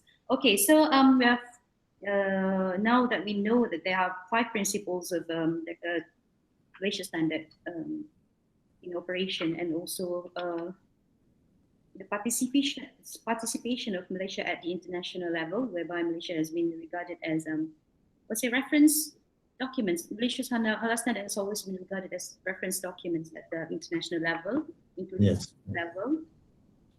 So congratulations again to Departments of Standard Malaysia for bringing up the name of Malaysia into that level. We have again questions for halal standards, but I will gather all the questions to the end of the session, because we want to listen to now to Mr. Johari Abdul Latif. I call him Ustaz Johari ataupun Joe. He's our very own associate member of the MHRC. Ustaz Johari has been known with JAKIM for a long time as well, similar to Ustaz Amri, but he's now doing his PhD in University of Malaya on halal vaccine, a very prominent speaker as well, because it's been involved in so many, national and international involvement regarding the technical committee, and then the trainer has been the auditors at many countries in the world. Right. So okay. So I think I call Ustaz Johari. Panjang juga if I were to read everything, but he will be speaking on the policies, challenges, and strategic plans for the country's halal development. Of course, he will speak based on his research and experiences. So please, Ustaz Johari, we will listen to you, and the platform is yours. Can I have my presentation?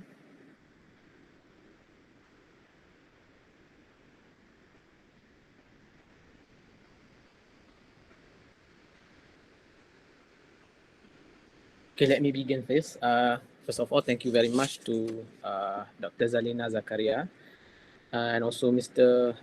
Hani Sofian alias Vice President of HDC, Encik Husaniza Hussein from DSM, Madam Raziatul Akmal Usman, our SMEs, subject matter experts, and Mr. Amri Abdullah, also my colleague at JAKIM, and also to the UMHRC, Institute Kajian Dasar, and Comrade. Okay, let me begin my presentation. Actually, the topic of presentation is the policies, challenges, and strategic plans for the country halal development. Can we go to next? Okay, actually, my presentation actually already being discussed by Mr. Amri Abdullah, but maybe I want to recap regarding about MKI. Actually, MKI is the National Islamic Committee. Actually, this is the highest committee in Malaysia because it been chaired by our Prime Minister at that time. And also, I will go more further because already discussed by other panelists. sorry, not that slide. The previous one. Sorry. Okay, you can look at the years in 2016. 2016 is the establishment of Malaysia Halal Council. Sorry. And also in 2019, we have Halal Industry Development Council. At that time, they have some changes regarding about our government policies because I will discuss later, inshallah. And before I go further, let me show you, because I keep it the document. This is the first document that already mentioned by Mr. Amri. We call Garis Panduan Makanan, Minuman and Bahan Gunaan Islam. Actually established from first edition 1984. I keep it from for the reference as a reference for me. Okay, okay, can we go to the next slide? Actually, I will narrow down to the discussion related to the government policies, some rules. So we look at the government rules framework on halal. So framework that determines the policy strategies and action plans for the country halal development. Okay, starting from 2018, what I already mentioned just now from MHM or Majlis Halal Malaysia. And actually, they are rebranding from MHM to Majlis Pembangunan Industri Halal (MPIH) or Halal Industry Development Council. Actually, it based on the Malaysia Cabinet Decision or MJM, Mesyuarat Jemaah Menteri on 18 September 2019. That some changes for the name, but some structure also changed. Because for the MHM, actually is being secretariat by three agencies. We have Standard Malaysia, JAKIM and HDC. After that, this is the new structure. Now we have the Ministry of Economic Affairs. The Secretary General will be the secretary for this committee, and the secretariat will be we refer to the HDC as a secretariat. So under this structure, under this umbrella, we have 4 committee. Actually, we have our friend here, Cik Miza, as a standard committee here. Under this committee. And at this structure, you can see first, I will go first one by one. Committee on Halal Certification and Enforcement under PMD. PMD meaning Prime Minister Department, and lead by the agency is JAKIM. The lead agency is JAKIM.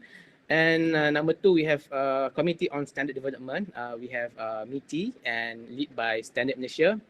And also for the Committee on Industry Development and Entrepreneurs, we had MEDEC or Ministry of Entrepreneur Development, and being led by the SMEs. And also for the Committee on Internalization, MITI, and lead by Matrek. This is the structure of the Majlis Pembangunan Industri Halal as what we call one umbrella. Under that umbrella, we will discuss related to initiative that we have. Okay, their responsibility is to ensure that the implementation of halal industry empowerment related to the capacity development, certification and enforcement, standard development and tracking, and internalization. Number 2 is to evaluate the implementation of initiative on regular basis and provide the necessary support to the council. Now we look at the membership. For the membership, actually chairman is the Yang Amat Berhormat Deputy Prime Minister. Actually, because we don't in Malaysia now we don't have the Deputy Prime Minister yet. So suppose the Malaysian Cabinet need to have a decision regarding about it. So also other minister related to the halal activities, and also the important one we have here, for example, we have the Chief Secretary General of Government. We have KSN, Setiausaha Negara, or AG from AG Chambers, the Attorney General. And also involve the chairman for the State Religious Authority, from each state of Malaysia.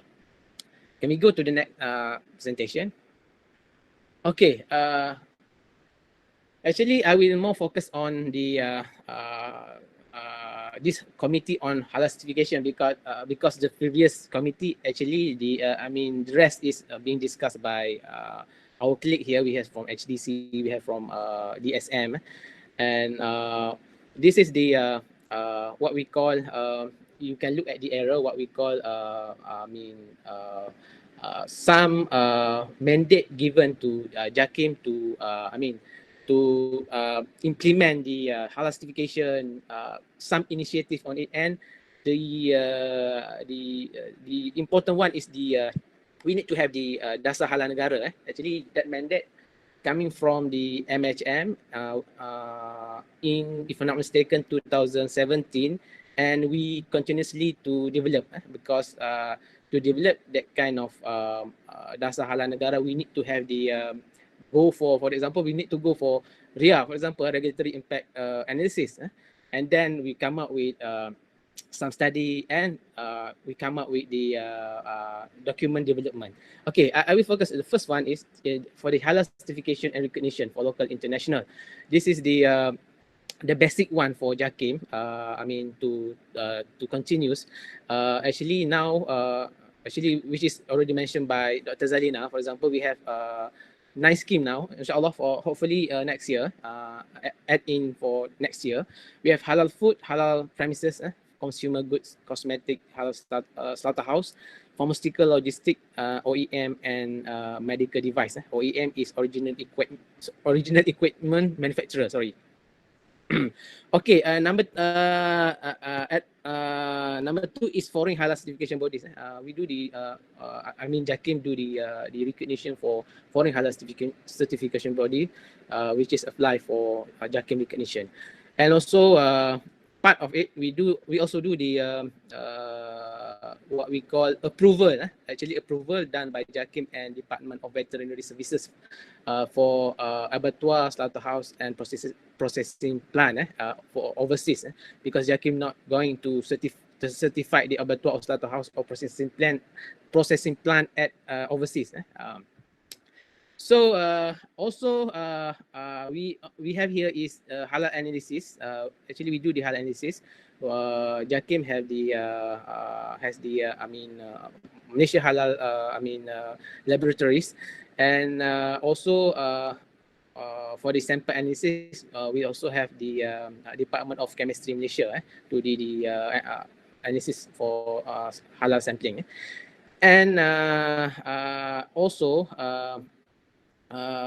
the last one is regarding about the halal certification and recognition activities. Here we have the halal panel laboratories recognition. Normally, some others institution or private laboratory which is want to apply for or to be JAKIM halal panel lab to do the analysis on sampling on halal sampling. And number 2 is 5 initiative. 5 initiative. We have here HPB. I will make it simple. HPB is Halal Professional Board. Actually, HPB is a body that develop the training modules, and then that HPB also recognized or registered the halal professionals or halal executive and halal trainer, and also halal training providers. This job scope for HPB. And we also have MIHA, Malaysia International Halal Academy. We have Ustaz Amri here because he is the head of, formerly head of Malaysia International Halal Academy. Actually, dia job scope of that Malaysia International Halal Academy. I will make it simple. What we call registered and training providers, halal professional board, and strategic partner. This MIHA will do the collaboration between strategic partner and go abroad to do some capacity development program, and maybe some training for the local and international. And we also have high tech halal international halal innovation and technology center. Okay, actually this is the platform for system and new innovation in halal. And we also have IHAB, International Halal Authority Board, which is already mentioned by our friend just now. Now Jakim already certified certain certification bodies from 46 countries. So this is the services that they provide. And also we have here is HIRA, Halal International Research Academy. Actually, this is more on the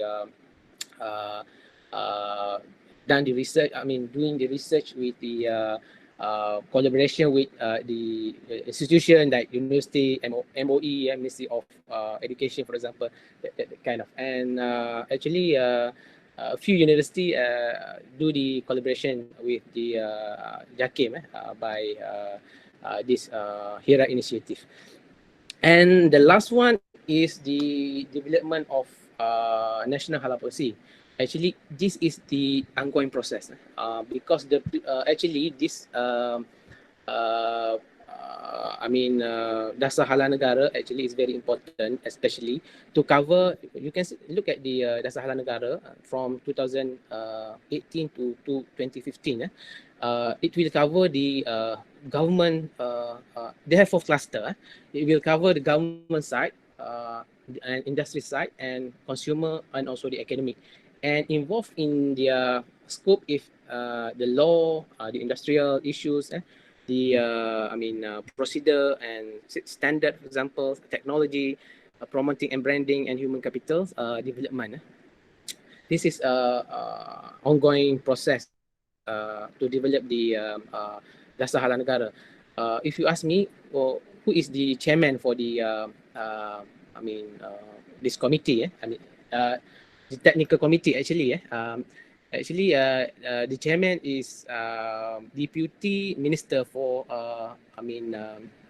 Religious Affairs under JPM, Department of Prime Minister. Okay, I think that's all for the Committee for Halal Certification and Enforcement. And we can look at the challenges, but not only at that committee, but I will include every committee. This is all challenges for each committee that we have under. We look at the structure and that umbrella. The challenges we look at into halal policies and legislation. For example, of course, why we need to have that kind of structure, because from our finding that we have 342 agencies actually related and involved in halal activity in Malaysia. So we need to have some uniformity here. So number 2 is violation of regulation and laws. For example, use of halal logo by non-certified company. So all time this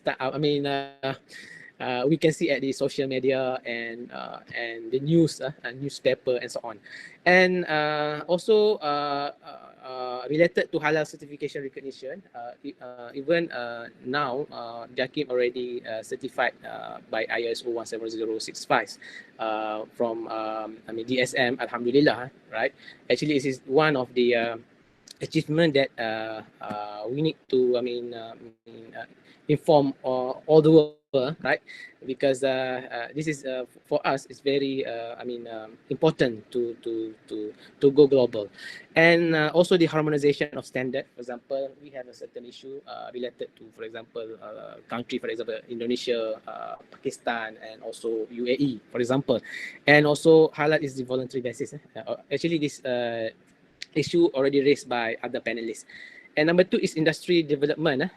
From the industry perspective, we can look at the here monopolized by MNC, a multinational company, 80% of export. And number 2 is 80% of halal companies are SMEs, and less than 600 SME has GMP and HACCP. So suppose SME need to, if they want to play global, then SME need to go, for GMP and HACCP. Okay, also international footprint, investor looking for factor, cost, incentive, access, market, and so on. This is some issue here, and a limited initiative to create a new market. Okay, I will make it fast. Talent development. Okay, we can look now. Is industry is going more wide and complex. We have other agencies. Other industry, new industry, which is will be a player in the sector. For example, medical device company, vaccine company, now looking for halal certification, and also logistic from local and international. So we need to have the competent and capable people here. So the competency of trainer and training provider, we need to in line with that kind of the complexity of the nowadays industry, and also involve time and cost. When we talk about industry, of course, to change from halal to, for the example, to change something new, something systematic regarding halal requirement, for example, maybe they don't have the experience on it. That so involve time and cost if they want to go for halal certification and so on. And branding and promotion, here we also need to inline between Sharia and economic. Not only economic in front of Sharia, and also they need to go inline, Sharia and economic at the same time. And also to market access and competition with other countries. Of course, everybody looking at Malaysia as the global benchmark, for example. So supply and demand, limited sources of halal ingredient. For example, Muslim population, we talk about Muslim population increase from time to time, but for the Muslim manufacturer, is it increase or not? For example, this is what we're trying to explore. And the last one is awareness and perception. We have viral issue regarding porcine DNA in the product and so on. So this is not good for. It's not not good for our industry and how our people. Can we go back to the previous slide? Okay, lack of understanding and awareness. So if you want to look at these challenges, you can go for some. I put some reference. RMK, or the 11 Mission Plan, and also the HIMP 2.0. Thank you to HDC. We have HDC here. Okay, and this next one. The achievement and way forward. This is the achievement and the way forward. Okay, in the halal integrity cluster, for example, we need to develop the national halal policy, Dasar Halal Negara. They have 4 clusters I already mentioned just now: government, industry, we have consumer, and also the academic side. And the inshallah, hopefully next year, the manual procedure for halal certification will be enforced in 2021. And number 2, Malaysia Halal Management System. Actually, this is Halal Assurance Management System. We rebranding to be Malaysia Halal Management System. And with some requirement there for the multinational and also for the SME and also a small company. And also because we have the MS standard for medical device. So normally when medical device, normally when master standard being established by DSM, Department of Standard Malaysia, normally the Department of Islamic Development Malaysia, JAKIM, will provide the guideline for the SOPs for the any application. So it takes time. Hopefully next year they will implement the new scheme and new SOPs for new requirement for halal medical device as a reference. And also related to vaccine, now everybody talk about vaccine, which is it possible to go for halal certification, the process and so on. This maybe Datuk will discuss regarding about this, inshallah, after this, after my presentation. And also we have here my head accreditation for ISO IEC 17025. Actually, this is for accreditation for laboratory to do the analysis and so on. This is ongoing process. Also, the ongoing process for JAKIM to achieve. And to sustain the JAKIM accreditation, ISO IEC 17065, because already certified since 2020, then we need to sustain, because to for us to comply and to sustain is very important. Not only apply and without sustainability. This is wrong for JAKIM especially. And halal industry, we can look at the gross domestic product GDP. Some increase, and we can look at the halal industry master plan 2.0. From 2018 to 2013, okay, that the number RM 1.7 billion to be RM 266 billion. Hopefully, inshallah, increase the halal export value for 40 to 50 billion, and also increase the SME halal exporter from 1400 to 1600, and also increase value 15 billion. Involve the halal park and so on. Numbers of halal job created, 330,000. Okay. And also, what we found here is the Islamic Bank finance is willing to join this halal activity as a player to finance as a financial support for player in halal industry, especially in supply chain of halal. And also explore upcoming technology, for example, IARC 4.0 in industry revolution, 4.0 blockchain, big data, and etc. Okay, for the talent development, we have HPB, Halal Professional Board. We have Department of Skill Development, and also HDC as the ILB, industry lead body. We need to strengthen our professional. Their trainer, their training provider, and so on. And increase supply of competent halal expert, which is we have the talent in Malaysia. Maybe we have more talent here, but maybe this talent, these people, these professional people need to explore globally, not only for local company, for example. Maybe they can go abroad. Okay, another one is halal standards. Okay, already mentioned by Cik Miza. Implement the new and revision of Malaysia standard. Actually, now halal food has been revised. Pharmaceutical, medical device is the new standards. And also, we need to develop a new and ongoing process. Actually, we develop a new standard for halal slaughtering, or meat protocol for halal. Malaysia protocol for halal meat.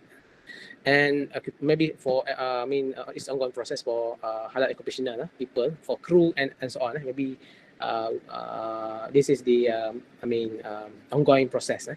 So for the halal awareness, increase awareness on halal to Muslim, non-Muslim, consumer, and specific group. And so the last one is we need to coordinate increase the halal research, especially with the structure from the national policy, the national halal policy, for example. Because here we have university, at JAKIM, also we have HIRA for the research, MOE, Ministry of Education, any institution which is interested in to do the collaboration for research. And I think the last one, I don't have any conclusion, because all of you can make it conclusion, inshallah, hopefully. Okay, that's all. I leave it. I think less than 20 minutes, Dr. Zalina. Okay, thank you very much. Okay, Alhamdulillah. And I was told by Ustaz Johari and his views and whatever that he has mentioned, it was his experience when he was in halal. So more to come, inshallah. But there are questions too regarding. I think most of the questions, some of the question actually is for JAKIM to answer. But anyway, we leave first the questions. Again, we want to listen to Datuk Abdul Halim, Brigadier General Datuk Dr. Abdul Halim bin Haji Basari is the Director of Pharmacy from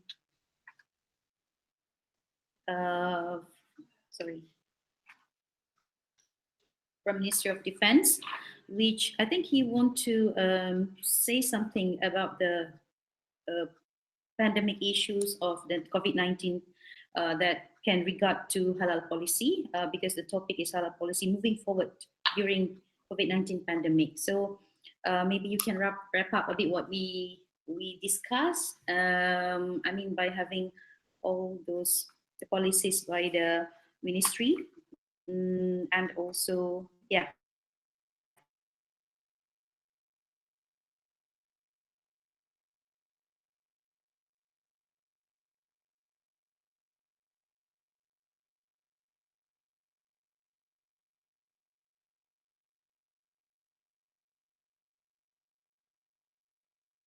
Bismillahirrahmanirrahim. Assalamualaikum warahmatullahi taala wabarakatuh, and a very good awesome morning to all of you. Thank you, Dr. Zarina, for your kind word. Dearest colleagues and friends, I'm really excited to share our experience and journey in our halal policy. A lot to talk about, but I will stick to the time. So this halal policy moving forward during COVID-19 pandemic is a very challenging one. Next. I don't have anything to, any conflict of interest to disclose. Wherever not possible, these are strictly my views and my experience. Next. The objective of my presentation is to review the extent of halal pharmaceutical being incorporated into the national or ministerial policy from the Malaysian Armed Forces Health Services. As such, I will try to deliberate on do we have a proper national halal policy? Do we need it? How will it affect the national vaccines development plan? How will it affect the national halal pharmaceutical development plan? How will it affect the national halal pharmaceutical readiness and future direction from our national sustainability, especially from wellness, economic, and security perspectives? And of course, how halal policy affect our COVID-19 pandemic perceptions. Next. Just to share with you how close we have become with all the agencies, public, private, especially Ministry of Health during this pandemic COVID-19 disaster. Here are the top leadership of the Malaysian Armed Forces Health Services with our KPK having a royal dinner with our Colonel-in-Chief, Royal Highness Paduka Seri Sultan Perak.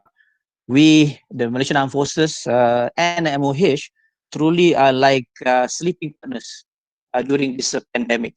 Next. Just to get everybody on the same page, the definition of policy, course of principle of action adopted or proposed by an organization or individual, but there is a legal definition of it which pertains to rule of law, which I will touch a bit later. Next. A halal definition, religiously acceptable or permissible according to the Muslim law, Islamic Sharia and Fatwa. What does national halal policy means then? A documented course or principle of action adopted or proposed by the government of Malaysia regarding the religiously permissible product, services, processes, and systems, according to the Sharia and Fatwa, or the national capacity building, economic survival, health, security, and sustainability.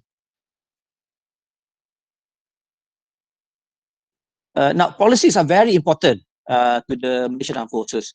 Policies put our purpose in life, missions, goals, terms of reference in check, which yield the outcomes, impact, thus meeting the objectives. And of course, to address the needs and problems of our clients and stakeholders. And then from policies, we come up with strategies, program that generate output using whatever processes that we have and also resources in terms of inputs. So it is summarized in this nice program logic and linkage model that we practice in Ministry of Defense. Overall policies enable us to have good governance of what we do in the Malaysian Armed Forces. Talk about governance next. Next, please. Okay, talk about governance. Do we have an issue? Apparently, I think, go back one slide, please. Okay. Yeah. If you talk about halal governance in Malaysia, we have 4 issues, as eloquently identified by the study in 2016. First, it's lack of law. Not me saying it.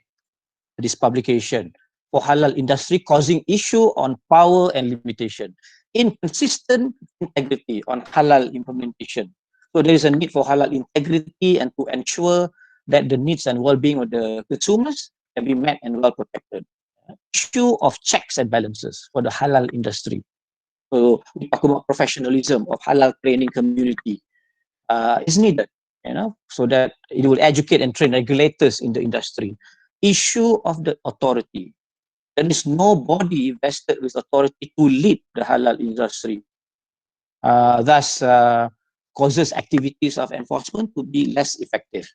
So the study concludes that the government, regulators, and the entire halal agency must be involved in halal-related matters in this country and agree on the concept of strategic management system of the halal industry and its legal regime. Next.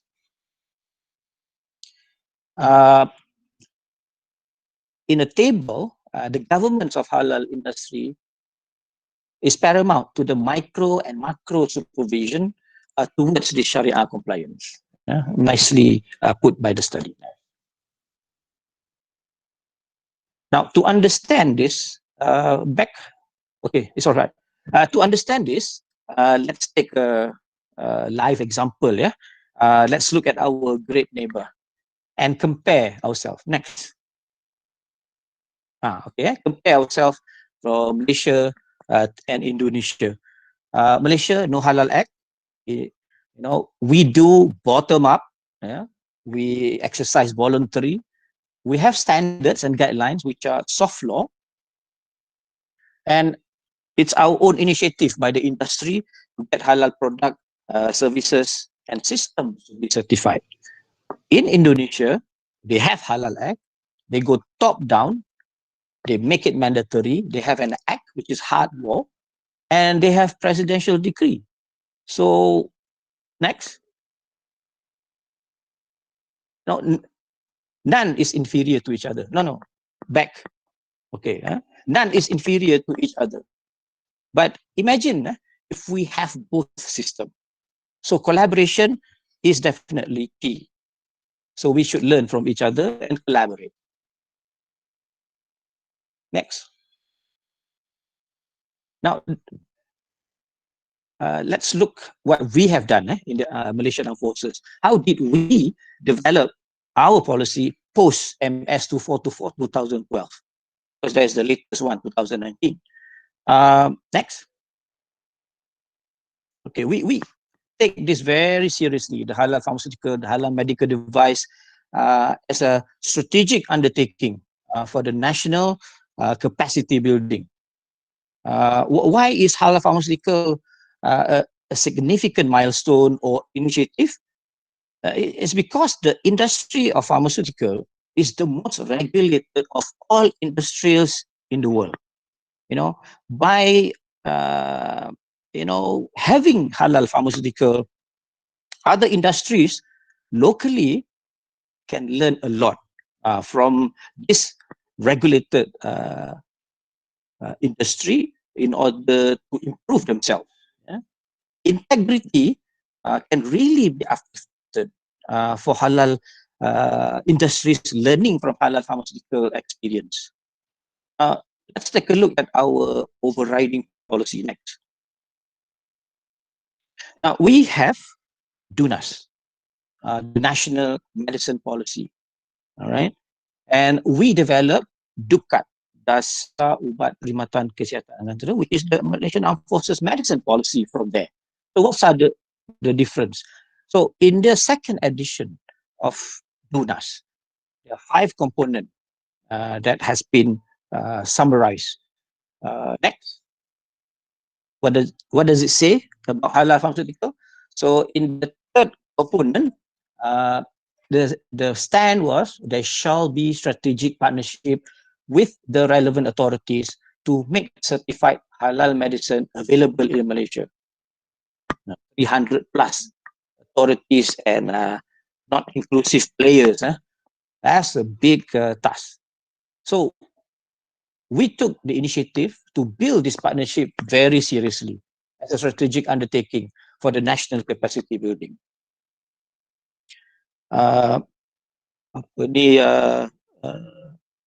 It's a very strong, short and sweet statement. Now, the DUKAT, Dasar Ubat Perkhidmatan Kesihatan Negara, the Malaysian Armed Forces version, we have one additional component, number 6. And in 3 components, we really stress upon halal pharmaceutical instead of just one. So I'd like to share with you what we have in this policy. We took DUNAS pretty much to the next level for our own halal policy. Under the component 1, we have a stand, only formulary drugs with niche area that have military therapeutic benefits to be strictly favored. Yeah? So what are these military therapeutic benefits? Okay, next. Medicine to support or enhance military medicine, the army, the naval, or the aviation medicine, and military pharmacy operational requirement. So in war, imagine if we were to go jihad fi sabilillah. It will be more afdal if everything that we consume, everything that we will be treated with halal product and medicine, medical devices, and whatnot. Because if we were to die as a martyr, it will be in the best form and it will generate big confidence to our Muslim soldiers. So this military therapeutic benefit spans from physical, mental, spiritual, and emotional aspect of that halal pharmaceutical. Most convenient, relevant to the warriors, soldiers, sailors, and airmen, satisfy ultimate compliance, adherence, and concordance with the soldiers and veterans, and of course, self-reliance. We stress self-reliance, self-sustainability for our industry. So that's why we work very closely with the industry to provide them financial contract and whatever to develop for the halal pharmaceutical. Next. Now, why are we so special? Because as a soldier, you are being exposed to all kinds of military occupational hazards. So the least we can do is to give them the best. Now, under component 3, next please. Okay, under component 3, under procurement, we have this 29 Sharia compliant pharmacy practice criteria and specification for tender. So let's take a look next. Okay, so we divided that into 4 aspects. 3 aspects toyiban and 1 aspect halalan. So just now one of the panel mentioned about toyiban. So this is a good example of how toyiban is being implemented. So it is simply based on good management practices. So we have good evaluation practice, examples as shown, good manufacturing practice, and also good supply chain management practice. Of course, if you look at halalan, there's only 4 criteria from the 29. They have to declare the animal content, alcohol content, halal recognition, if any, and if they have embarked into initiative on MS 2424.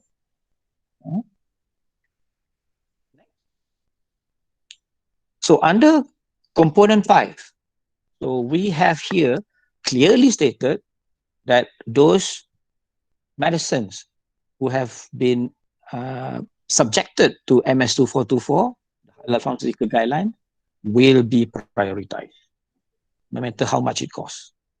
We will talk about that later. So, and why? Because we want to respect the halal Muslim right. Right to have halal medicine, right to have non-najis medicines, right to have informed of medication, right to choose, and right to give consent for usage of non-halal medication. So this is the Muslim patient right that we must respect. And you as Muslim also must demand. So in devising the policy management, there are principles that we have to follow, and it follow the basic principles of quality management, which is the PDCA cycle. Yeah? So specifically, next, we plan, we develop the policy, then we test or implement the policy under do. Then we monitor, evaluate its relevancy, effectiveness, efficiency, and economic standpoint. Then we correct and revise the policy under the Act. Then you repeat the cycle over and over for continuous improvement. Yeah? So very nice, simplified way of how we should look at policy management. And this is being practiced in all government ministries, because we have a 5-star rating system that is actually being audited to all these agencies. Now, let's look at our journey, how we evolve in halal policy development and how we mature. So this is a big snapshot. So let's look at the first. Okay, we begin with the Tukat version 2010, where we follow the Maqasid al-Sharia guidelines of medicine use according to Islamic perspective that we co-develop with many agencies. I'll also do that later. Then we have Sharia compliant clinical guidelines, the Muslim patient's right, and our 8+2 of high performance pharmacy practice. Next. Okay. So what is this 8+2? Malaysian Armed Forces high performance military pharmacy practice goals to self-sustenance and national security. So the first 8 are the conventional. Any progressive pharmacy services in the world would be applying, but we add 2 more, which is the forced pharma wedlock protection, the military medical readiness, which is very military oriented, and the last one, which is Sharia compliant. We aspire to be the most effective and efficient Sharia compliant pharma wedlock team. And of course, number 1 is leadership. We cannot do without leadership. We'll talk about that later. Okay. During the journey, we got the recognition for one of our oldest hospital for getting the quality management system under Islamic perspective, the old version of 1900. Yeah? Next, just so that. Okay, so in 2013, we were recognized and become the first hospital in Malaysia to get the Sharia compliant hospital. So not only that, but we also embark on Ibadah friendly hospital, and the pharmacy embark upon the Sharia compliant pharmacy practice. So then it brings us to the higher recognition of Malaysian Armed Forces with all the components, including health services, getting the 5-star rating system, rating to our organization, and we become top organization, government organization to get this 5-star. So that is quite rewarding to see that what we are doing being recognized.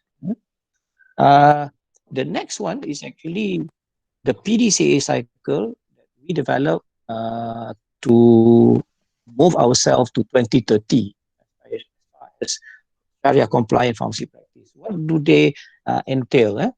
The first one is actually Sharia compliant good procurement practice, with its own PDCA. Then Sharia compliant good warehousing and storing practices, right? And we go to Sharia compliant good distribution practices. Okay, then the final one, which is quite challenging, the Sharia compliant good medication administration practice. But we make it easy because we form a national committee under MOH with multiple stakeholders and come up with next is two important reference. It's a government reference to be used by any government agencies. So there is a lot of reservation in using halal pharmaceutical under the clinical setting. But this book pretty much lay out how we should use non-halal medicines in the clinical setting, and also talk about the perspective of using medicines which is not containing halal material. So very good references where we actually impose informed consent, that sort of thing. So we have all those reference for any organization to actually move forward and emulate what we have done. And then of course, this is the 29 special specification that promote the Sharia compliant good procurement practice. So we've been doing this for many years now. And what is interesting is next, we submitted this project to Ministry of Finance for the Innovation Award on Financial Management, and Alhamdulillah we became finalists for this award. Next. Okay, then in 2019, we created the world first halal formulary in apps. We can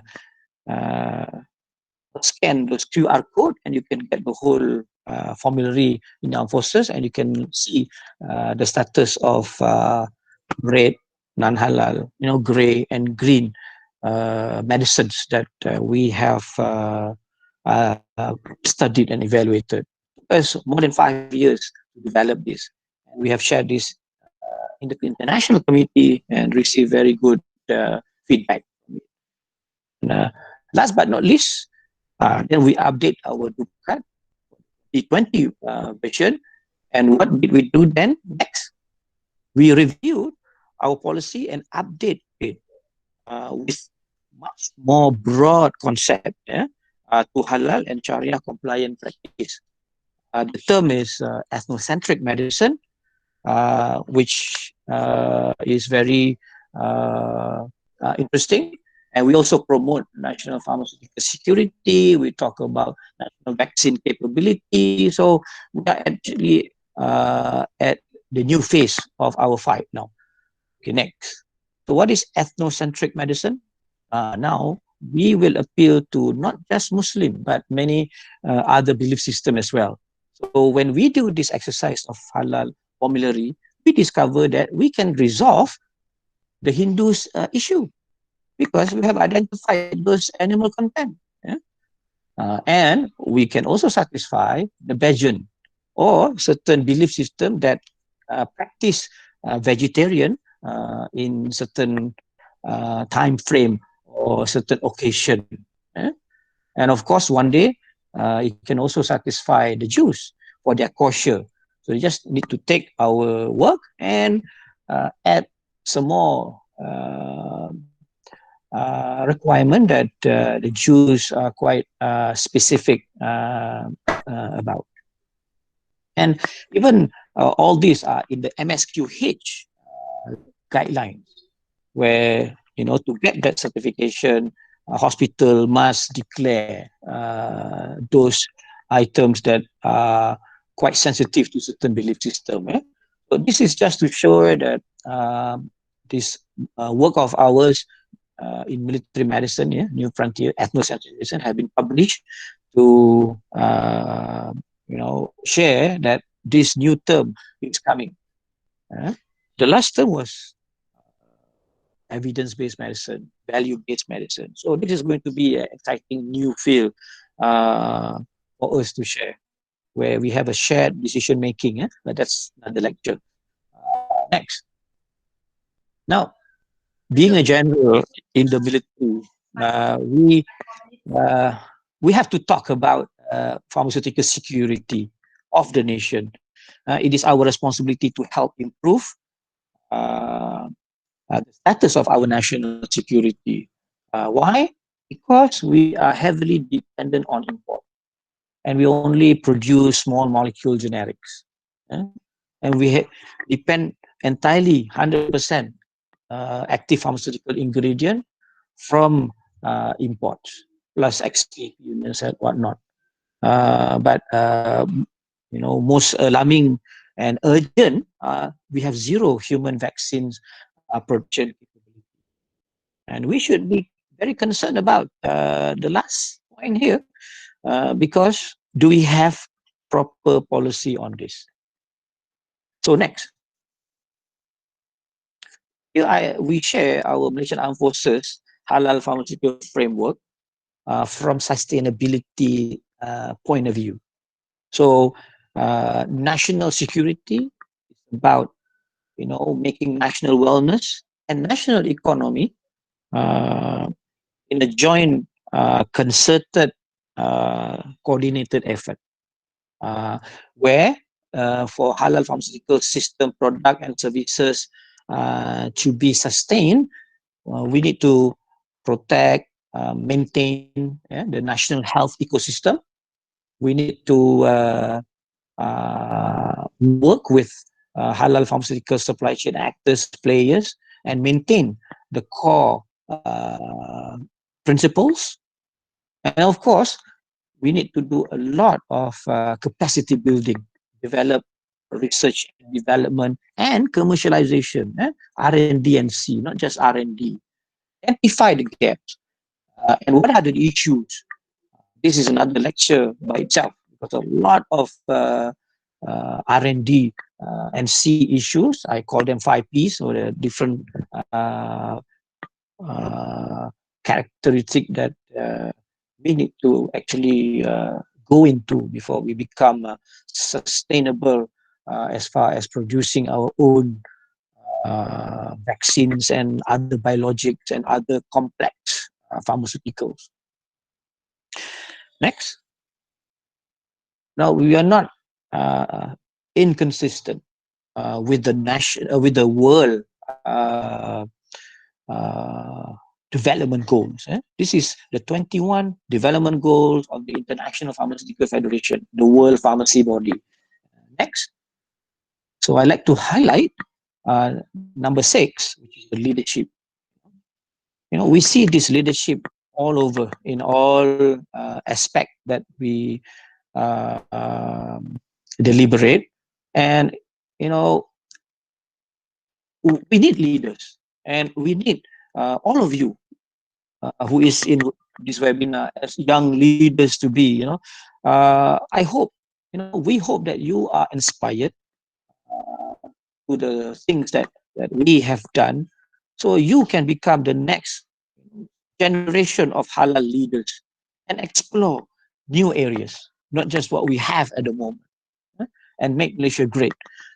Of course, number 8, network. We must have good network globally, regionally, nationally.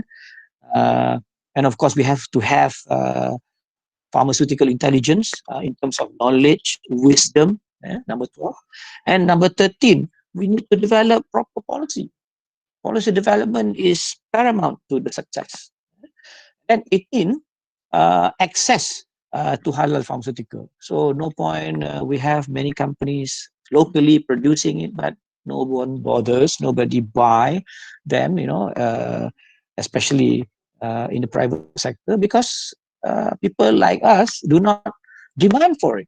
If you demand for it, it will be supply. And of course, the final one, the 21, sustainability. Okay, this slide is probably what you all are waiting. And what I did is to discuss about halal vaccine policy, if there is such a thing, during this COVID-19 pandemic. What are the pros and what are the cons? So, number 1, pros: alleviate fear of haram consumption for Muslims. An opportunity to raise awareness of Muslim patients' right. Reserve halal option for the Muslim. We can practice ethnocentric medicine.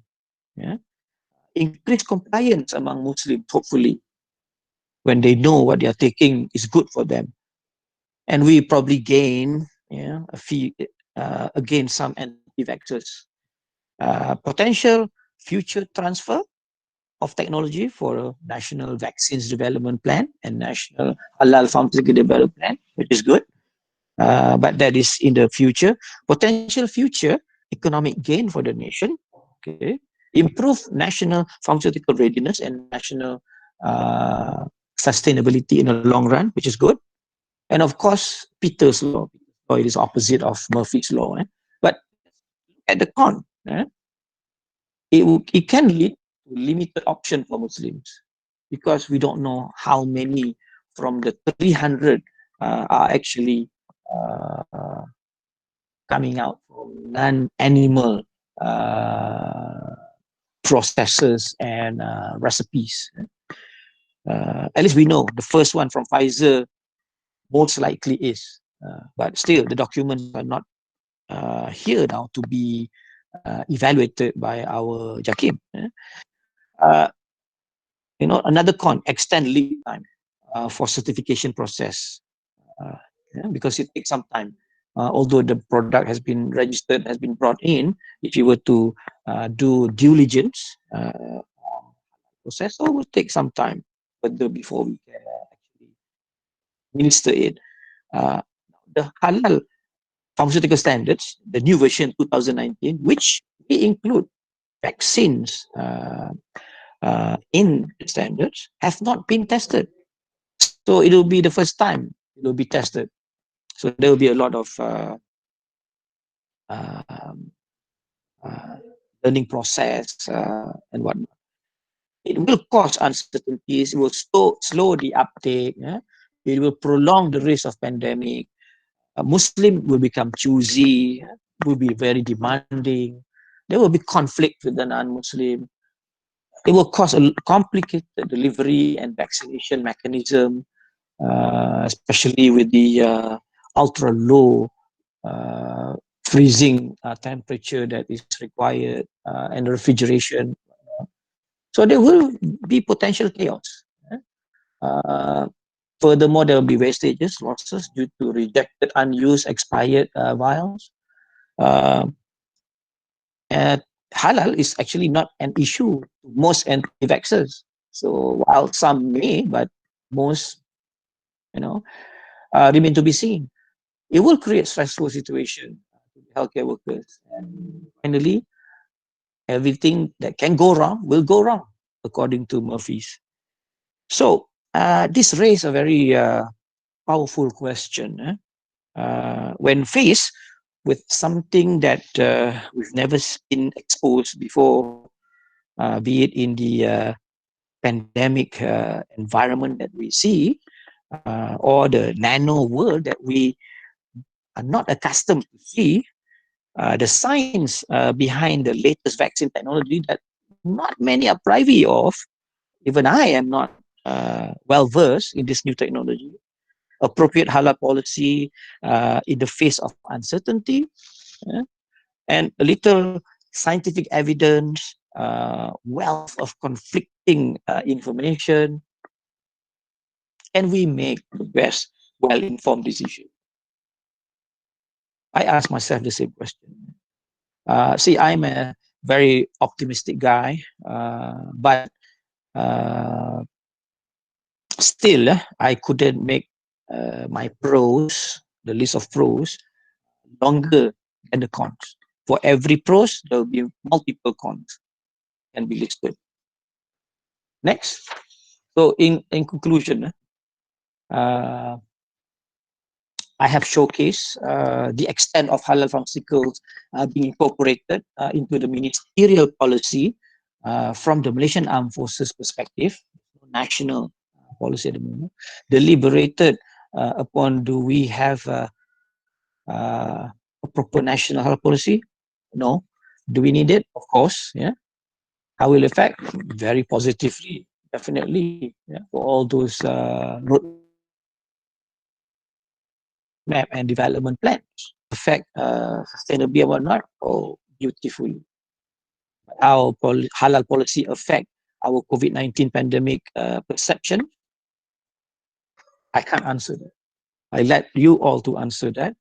But the advice that I can provide is to trust your healthcare authority, because you have no idea what they have gone through. Not even one stone left unturned when we make, our guidelines and our decision for the public. So we look forward for a hard law in future made by all the young leaders in this webinar. Thank you very much.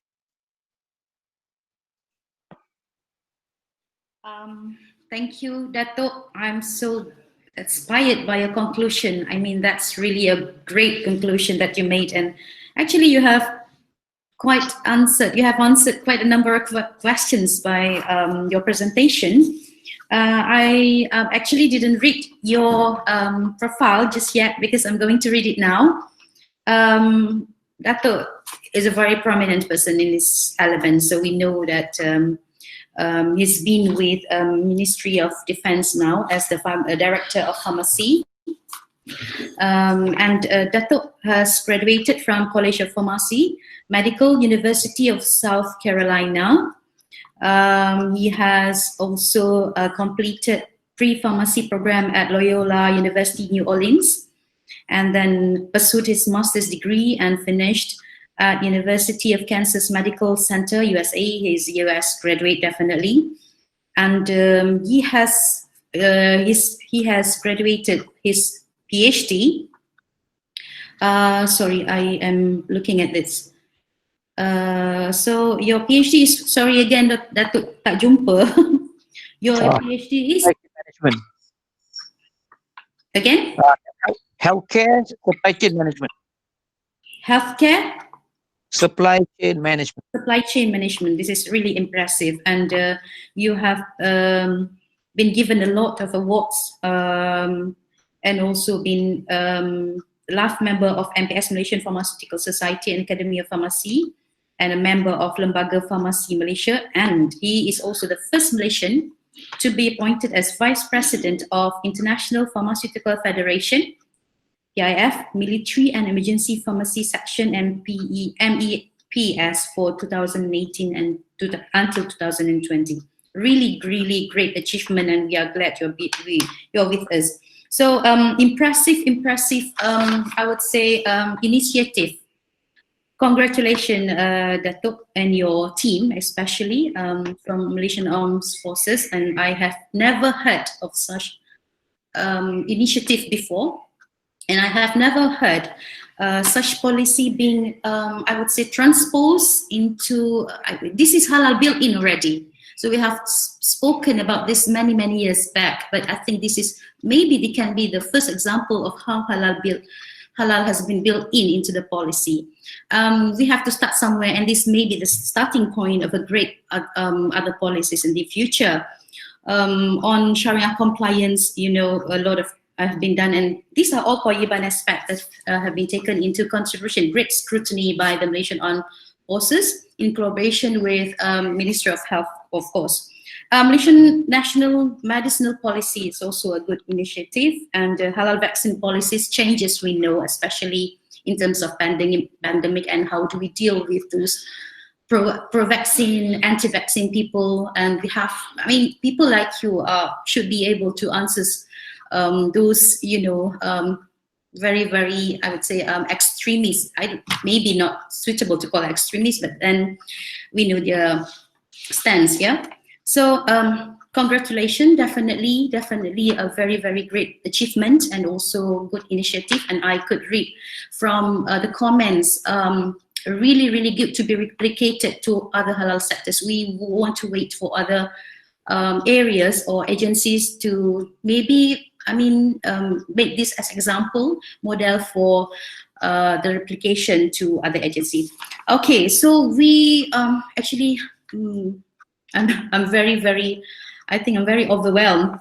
So, however, we have questions, and we have a lot of questions and also comments, but because we have only, I mean, very limited times, I have to, you know, limit the question. Maybe I have to only take one question for one panel, but fret not, because all other questions and comments, whichever that are relevant to the panels, I will post to them. And I hope the panels will be able to answer in writing later.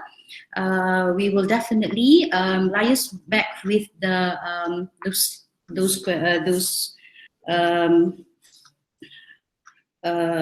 sorry, Puan Hariti and some other comments. Yeah. Okay. So okay, let's see. The first question is, if I can post this to Puan Rosie. Okay. Let's see. The first question I think is relevant to you. Maybe shouldn't the halal and Muslim friendly sectors be more prominent, as they are lead indicators to the economy, and what are the challenges that need to be addressed in order to make this happen? Because you have mentioned that 60% of the GIE is based on Islamic finance, so halal is different. Probably is having some kind of difference. So maybe you want to address to this, Puan Rosie? Okay, thanks. Question was from Puan Hariti, right? Yes, Puan Hariti. Okay, yeah. Thanks also, Puan Hariti. Well, halal and Muslim friendly, if not because of the travel restriction, would be, yes, on top of my list too, in terms of implementation. But now with these traveling restrictions, that even you can't even go to Mecca for Hajj this year, was a real eye-opener. And, you know, I have two dear friends who really was looking forward to go, and they were, you know, in a way, you know, Allah tak jemput kan, tapi you still feel the hurt of not being able to be there. So yes, the halal and Muslim friendly sector should be more prominent, because it can also be the impetus for other areas. You know, with the halal, let's take COVID out of the equation. If halal and Muslim friendly were designed and planned out properly, you know, the domino impact would be to the hotels where they stay, would be to the restaurants, and even the food courts. If you have a dedicated food court that's halal certified, like what Putrajaya is doing, you will increase the interest in halal food, introduction to halal food. We can make the travel operators to ensure that the visitors are introduced to what halal is, you know. And the other thing that it can also impact the halal pharmaceuticals and halal medical device, because one of the top tourism element is medical tourism.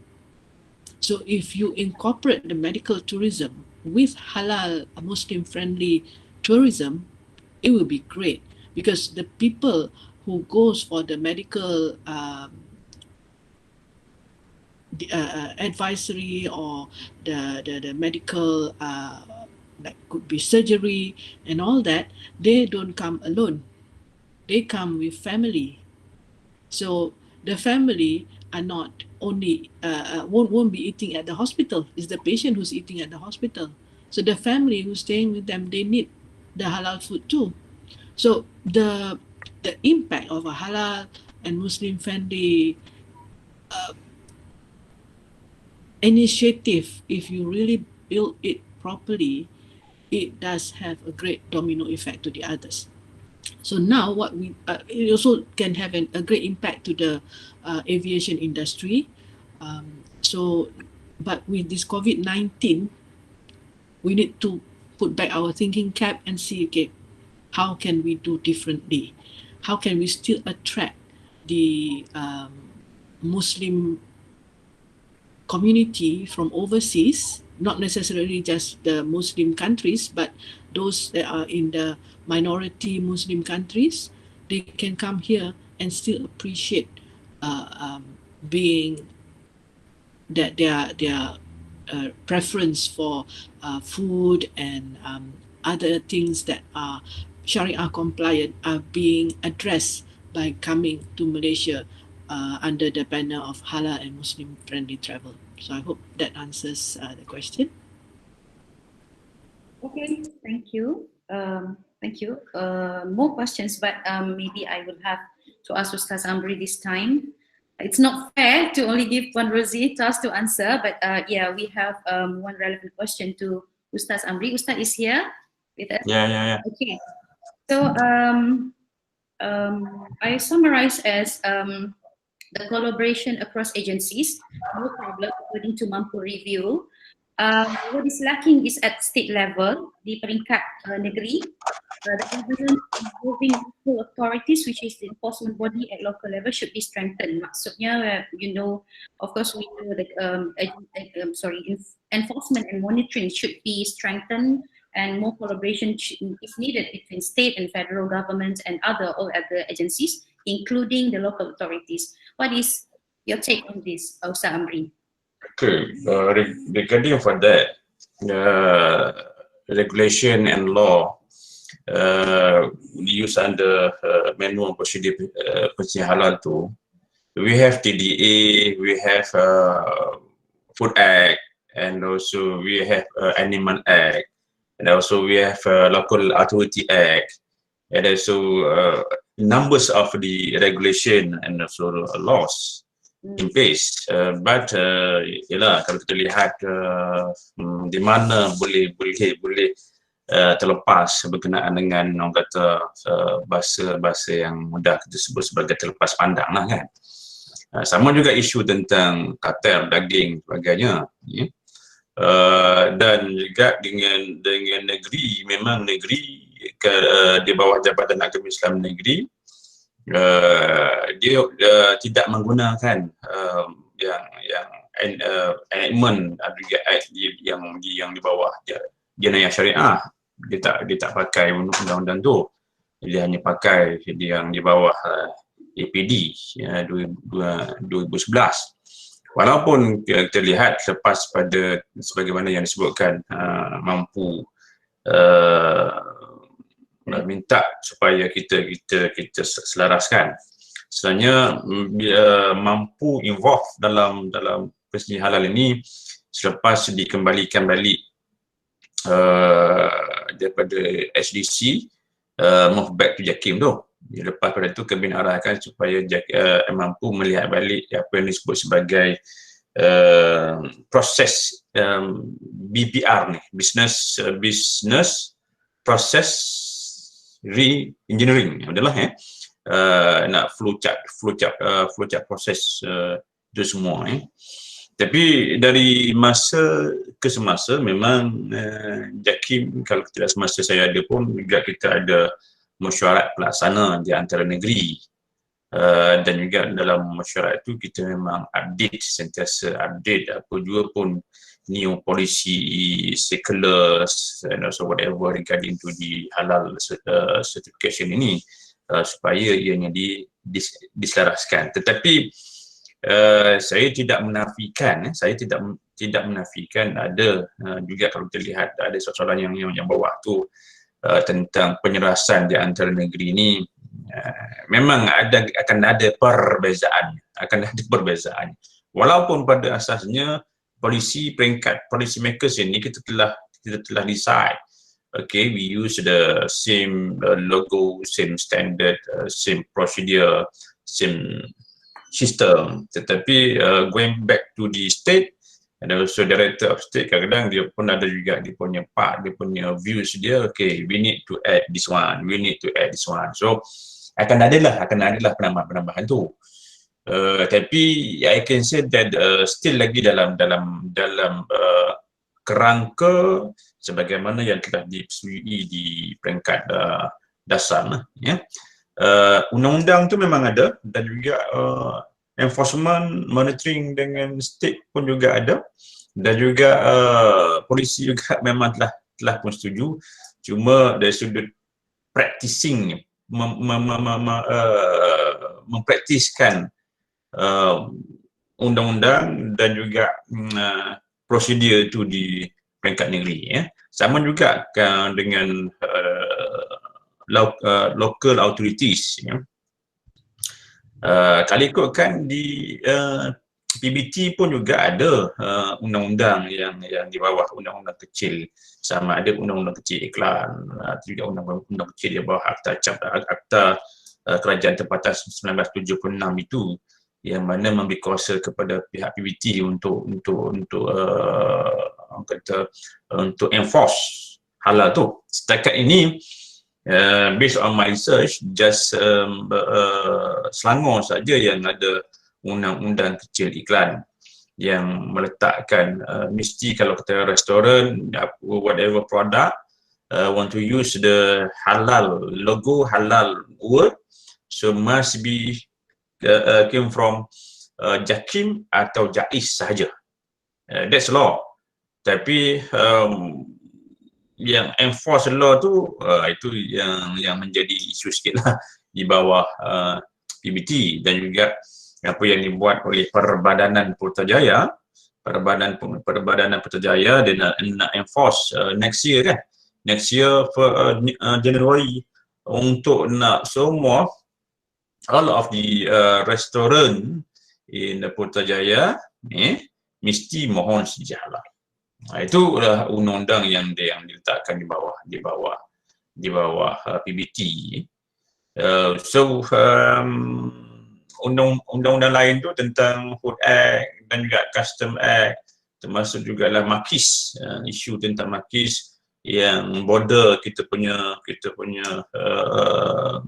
act ini memang ada, memang dah pun ada dah, sampaikan kepada APD pun juga sampai 5 juta dia punya fine, ya. Tapi orang kata selagi mana adanya kejahatan di situ akan ada lag lah, kita katakan. Itu bagi pandangan saya lah. Sistem in place, standard in place, dan juga cooperation juga in place. But lah, we should accept for the human factor lah, human factor juga adalah. Okay, thanks a lot.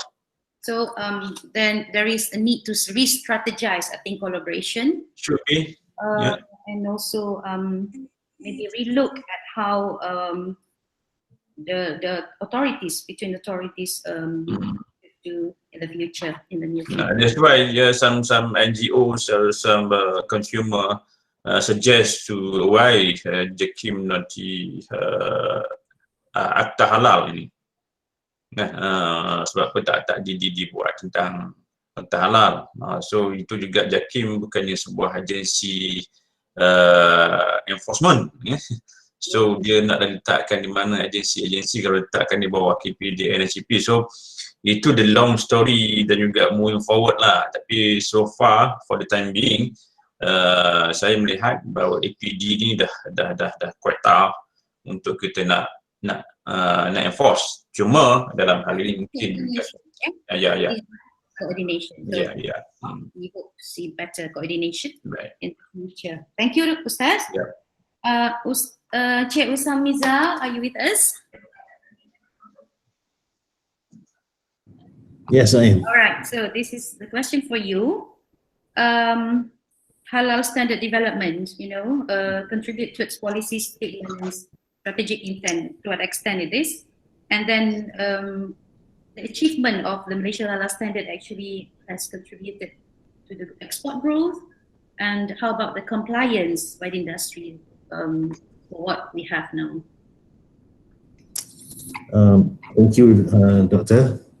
So with regard to the contribution of the specific national standards to the export growth, to the national economy in general, we don't have any specific study on that particular sector. What we have currently, we did a study in 2018, if not mistaken, or 16, the impact of usage of standards on GDP of the country. That one we have, but it's very general. The overall contribution of standards to the GDP growth of the country. And recently, we also, I think, just finished, a couple of weeks back, in different sectors, also the same, but we have not done on halal. But definitely, from the outcome of the study, it suggested that 1% increase in standards, it will contribute to the recent study for, I think, for 3 sectors: logistic, warehousing, and then also retail and ICT sector. It will contribute to 0.29 to 0.44% of GDP growth, the usage of standard in that particular sector. And in the second study, as mentioned, way back in 2017-16, on different sectors as well, for E&E, electrical electronics, agriculture, and also food and beverages. So that one also does not, really focus on halal, on standards on halal, but it's very general. So it shows that significant contribution to the national economy in terms of GDP growth. So that one I have the study, both of the studies. So if you are interested to know more, you can contact Department of Science Malaysia to get a copy of that study. The one in terms of contribution, but I'm not quite sure. Perhaps I came across in JAKIM, maybe they have some studies on that, the halal, how halal standards contribute to the in terms of economic performance. I think Puan Hariti is referring to economic export growth. So we don't have, sorry, Puan. So, but generally on standards compliance, in general, yes, we do have. In fact, a lot of country has already come up with this kind of study, how standards contribute to the macroeconomic performance of that particular country, the contribution of the usage of standards to the GDP, to the, so that kind of study has been commissioned by a lot of countries, and the result has been, very positive contribution of standards to the national economy. Later that we, collaboration of any agency to do such kind of study to make sure to can look better in the eyes of the global world, right? Right. Okay, satu soalan, Cik Miza, kalau boleh just, since JAKIM has been accredited with 17065, is there any platform for complaint daripada netizen, I mean daripada public kepada JAKIM. Is that relevant? Yeah. Relevant, yes. Because of the process of accreditation, we also, when we start accrediting this process, for example, document review, and then we have to witness the audit done by SIRIM on their client. So we have to ensure that they are competent to carry out these certification activities. So when we receive complaint about JAKIM, so we have the procedure to take action. Of course, we have to investigate. If necessary, we have to, witness how they audit the company. So we receive a lot of complaints from public about the certification body that has been accredited. So this something that we can also say as check and balance. You can complain to JAKIM as the certification body, but you can also complain to the accreditor, to us, so we can make sure that JAKIM follow strictly the standard ISO IC 17065 when carrying out their certification activities. Thank you. Hope that answers the question by both Wan Haryati and Cik Anwar. Soalan to Ustaz Johari, the initiatives by JAKIM, the 5 initiative, HPB, MIHA, High-Tech, IHAP, HIRA, what's the achievement, development now? And then the teething issues of certification process, if you could give some comments on that. Sorry, question for certification process. Sorry. Achievement, development. What's happening now with that five initiatives by JAKIM, and the issue of certification sometimes is we still ada juga kadang-kadang we heard. So what does, I mean, maybe this is not for you. It's actually for JAKIM. If you don't want to answer that, I can understand. So please answer the part. Okay. It's okay. Regarding about the question, actually, what is the achievement by JAKIM through the 5 initiatives? Actually, that 5 initiative is well maintained by JAKIM, because now HPB Halal Professional Board is ongoing process to recognize the or registered the halal professional and all the registered what we call training provider, halal training provider, still doing their training and so on. So this is sustained from time to time. Hopefully we will have more halal professional and also more halal trainer, which is and also training provider, which is to support the increase of the scheme that we have from the pharmaceutical, cosmetic, and the a new one like medical device or vaccine product, like what already mentioned by Datuk just now. And if you refer to related to the the halal certification, of course, after the accreditation by Department of Standard Malaysia, actually this is a body which is will looking into JAKIM, any kind of process, certification, starting from application process and so on. We open for that certifier to do the evaluation. What already mentioned just now, like comment and so on, right? Because for me, for us, JAKIM is very open to discuss related to maybe some issue, even if the industry have a problem, for example, so they can go to JAKIM to maybe have some discussion to ask why and so on, right? I think for me, if you ask me this initiative and that I already mentioned, this is the ongoing process. For example, to develop the halal national halal policy, for example, this is ongoing process, and also we sustain all related to certification and also 5 initiatives.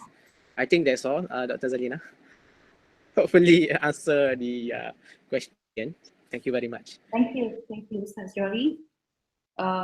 Okay, last but not least, question to Datuk lah, of course.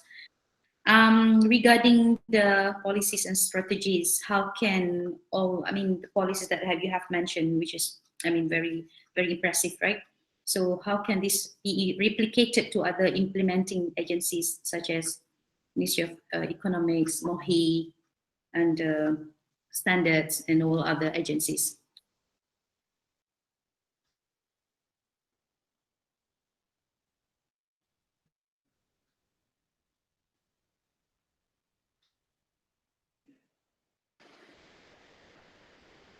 Datuk on speaker. Tak dengar Datuk. Mic, sorry, mic. Tak on mic. Okay. Yeah. Okay, I'm sorry about that.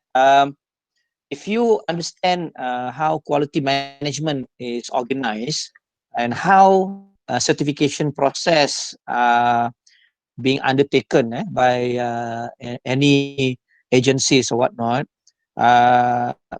you will have to go through your core business and what aspect of your core business that is very important and potentially can raise the image of your organization.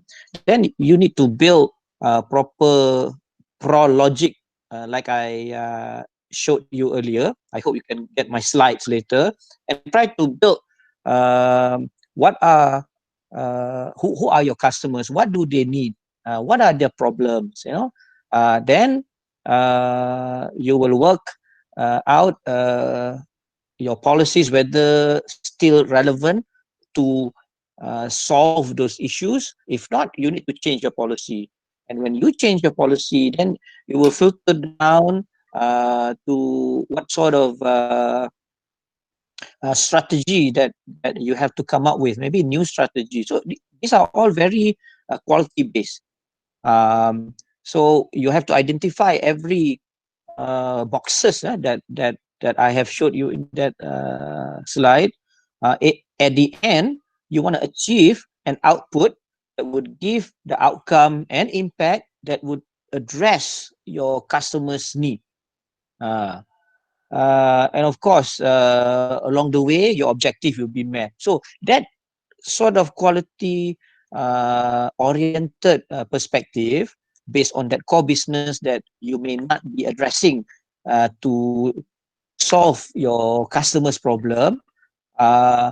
So then you can do KIK project, quality and innovation, creativity and innovation award, creativity and innovation exercise, where you can actually submit, to your organization innovation award, whatnot. So because that adds a lot of um, relevance to what you want to do. You don't want to do something that at the end nobody bothers.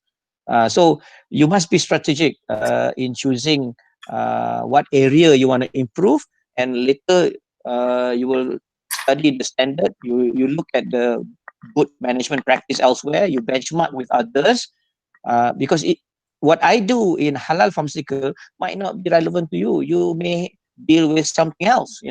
Jadi I think by doing that systematically, and then practice the PDCA cycle, because every cycle you complete and improve will make your product, your services, your system much better. And if you submit into innovation award, you will probably stand a chance of winning lah. Then the whole spirit and relevance of doing it ada motivation lah. I hope did I answer? Yeah, so it means that issues should be settled first at sectoral level, and then come up with all the initiative later. But of course, I think integration between agencies is also very relevant at this stage. So we have the voluntary system. Again, we come back to the issue. The scope that we are, discussing today, voluntary. So this is voluntary issues. So people have tried to come up, we need to have mandatory law like Indonesia, for example. Yes, maybe it is suitable for Indonesia, But do we need that now, or it is relevant? Is that relevant to have some kind of mandatory law, like hard law, to be placed in Malaysia system, certification system? Are we adequate with all we have? This is something that everyone should everyone should answer first. But of course, we have more to come. Mandatory law versus voluntary law, with all the system that is not perfect yet, maybe we should do re-strategize, redo, collaborate, whatever that we have, to come out later. But I believe, inshallah, we are on the right track. I think the initiative should be conducted still. With some kind of strategies, and also maybe amendment correction, and also some kind of comments should be addressed by the relevant agencies. We have proposal that we are going to do again, inshallah, in the future by calling also relevant agency, relevant authority. Jackie, inshallah, will come, inshallah, in the future. KPDNHP, MITI, local authorities. Hopefully, the sponsor will sponsor again this kind of event, the second halal policy symposium. And of course, we have all other. I'm very overwhelmed. So many questions, so many comments, but we have to. I know it's 1:80 now. We have exceed the time given. So thank you again to the panelists. I will listen again to all the discussions today. All of this very impressive and informative. We've got data, we've got information, and all the insight, all the experience from all the panelists, which I think I will be happy sleeping today. Okay, so thank you again. I will give this over to Puan Atika. So hopefully, inshallah, in the near future, we will see each other. Thank you. Assalamualaikum warahmatullahi wabarakatuh. Waalaikumsalam warahmatullahi wabarakatuh. Okay, thank you to all of the speaker for an informative presentation, and thank you to all of the participants for following us starting from the beginning until the end. Before we end this program, we would like to take a picture of all of us, if you don't mind. So can we all turn on our camera, and I will count until 3, and then all of us would write our finger like this, and we will capture the picture and send to you later, inshallah. Ready, everyone? Puan Hamida, how are you?